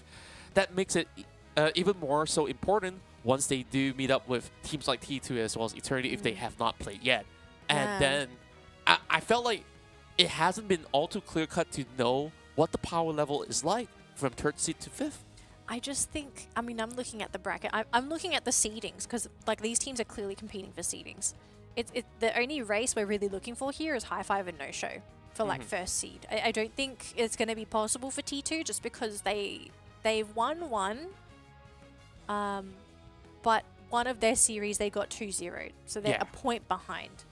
Whereas unless if they manage to get a 2-0 record twice in a row. Look, this is the ultimate deciding match next week. If No Show 2-0 High Five next week, and they 2-1 or 2-0 the week after, they actually get 1st seed from High Five. So High Five are not safe. It depends if High Five win next week's matches. Yeah, and that actually is the perfect way to put it. And speaking of which, of course, we have already concluded Day 3 matches with No Show getting the huge 2-0 sweep against Eternity, and High Five continues to be dominant throughout the course of the league. Moving on to our upcoming week, we'll have No Show taking on High Five. That's the big match. That is probably the highlight match of the whole East Asia circuit. And then you have Secret Ship versus T2. And on the final week, that's where T2 will take on Eternity, and we have Secret Ship versus No Show. Man, we are getting very close to the end of the 1st phase of the competition, Contra, where we find out who's going to be sitting in what seedings going into phase number 2, because qualifications for LAN finals is on the line. Only 2 teams are going to make it through. Of course, the 1st seed will automatically qualify. It's a question of who is going to get that 2nd seed. Yeah, we'll talk about getting stuff on board. Like, you guys could get so much more if you join into our Twitch watch party. Well, technically, it's just our live stream overall. It's a giveaway, Contra. Yes, it's a giveaway where, of course, it feels like a party because you can win yourself those Pikachu keychains. You can get those stacking box and, of course, a whole lot of booster packs that you can get for yourself. So much. Why don't we just show it to the audience once again? All you have to do, complete your registration on Stream Elements using the same Twitch account. And of course, I wish you guys the best of luck. good luck to all of our trainers. Hopefully you get the rewards that you're looking for, because if you're wondering what some of them look like, we have them here on stream right now. So these are the card tins that are available. Hang on, let's put Let's it get there. them under Put light. it nice and All close. right. It's kind of hard for you guys to see, but we've got the Spin it a little bit. tins. Yeah. And they have different Pokemon on all of the sides. So if there's one that you like, we do recommend you get the one that you want. We've got cards here featuring Galarian, Moltres, Zapdos, and Articuno. These are foil cards as well. And then you also have this cute little, I think it's, there it is, the Surfetched coin that comes with it as well. If you do play the Pokemon TCG, if you're a collector, I think this will be a nice little addition to your collection as well. And then of course we've got the file folders. These are, I don't know what to call them. Are they like dimensional or something? Holographics? Holographics, no. Yeah, so we've got the changing folders where you got the holoware in one angle, and then you have the basic Pokemon picture. So we've got Wigglytuff. Check out the back too. Yeah, we got Cinderace here that Contra's holding, and then we also have Lucario, and we don't have them here, but there's also Pikachu and Zeraora. So if you like these file folders, which they're good quality, you know, if you're looking for something, Top notch. these file folders, we do recommend them. They're really, really good. They're like they're really resilient actually. They're Only not way to flimsy. learn them, like we said before, go on Twitch, collect all those points, connect it to your stream elements, And redeem! yes, redeem using all those points you have. Simple. Oh my goodness. All right, and before we end the show for today, we do want to remind all of you to make sure to bookmark this website. It is your guidebook. It's everywhere. There it is. There it is. It's your guidebook to the Pokemon Unite Asia Champions League for all 3 regions. It's got the schedule, it's got the teams, the players, everything that you need to know about the tournament. Make sure you bookmark it, and if you have any questions on what matchups are happening and when your favorite team is playing, you can head on over there. It'll have everything you need to know. That's right, and I believe like with this conclusion of the week, I can't wait to see on the other side of the region, Southeast Asia, tomorrow, what exactly will happen, because there were so many different types of plot twists going on, and I feel like on Southeast Asia, they're still trying to define who's really sitting on top of the charts. So, of course, as for East Asia, today's conclusion have shown us high five. They're definitely a class above the rest. Yeah, they're currently dominating, but who knows? Maybe next week we could be in for a surprise. We really don't know with this region. I mean, East Asia has just been crazy, to say the least. But Contra, thank you so much for joining all of us here for the amazing action at the Pokemon Unite Asia Champions League East Asia. But trainers, don't forget, tomorrow is going to be the Southeast Asian division, so make sure you come back at the exact same time, because we have some really exciting matchups lined up just for you. And, well, I think that's going to be it for us, Contra. That's right. And of course, till then, trainers, we'll definitely love to catch you guys tomorrow for our Pokemon Unite Asia Champions League Southeast Asia. Till then, of course, hope you guys come back and win all these goodies from us. That's it from Contra and Danley, and we'll see you guys tomorrow.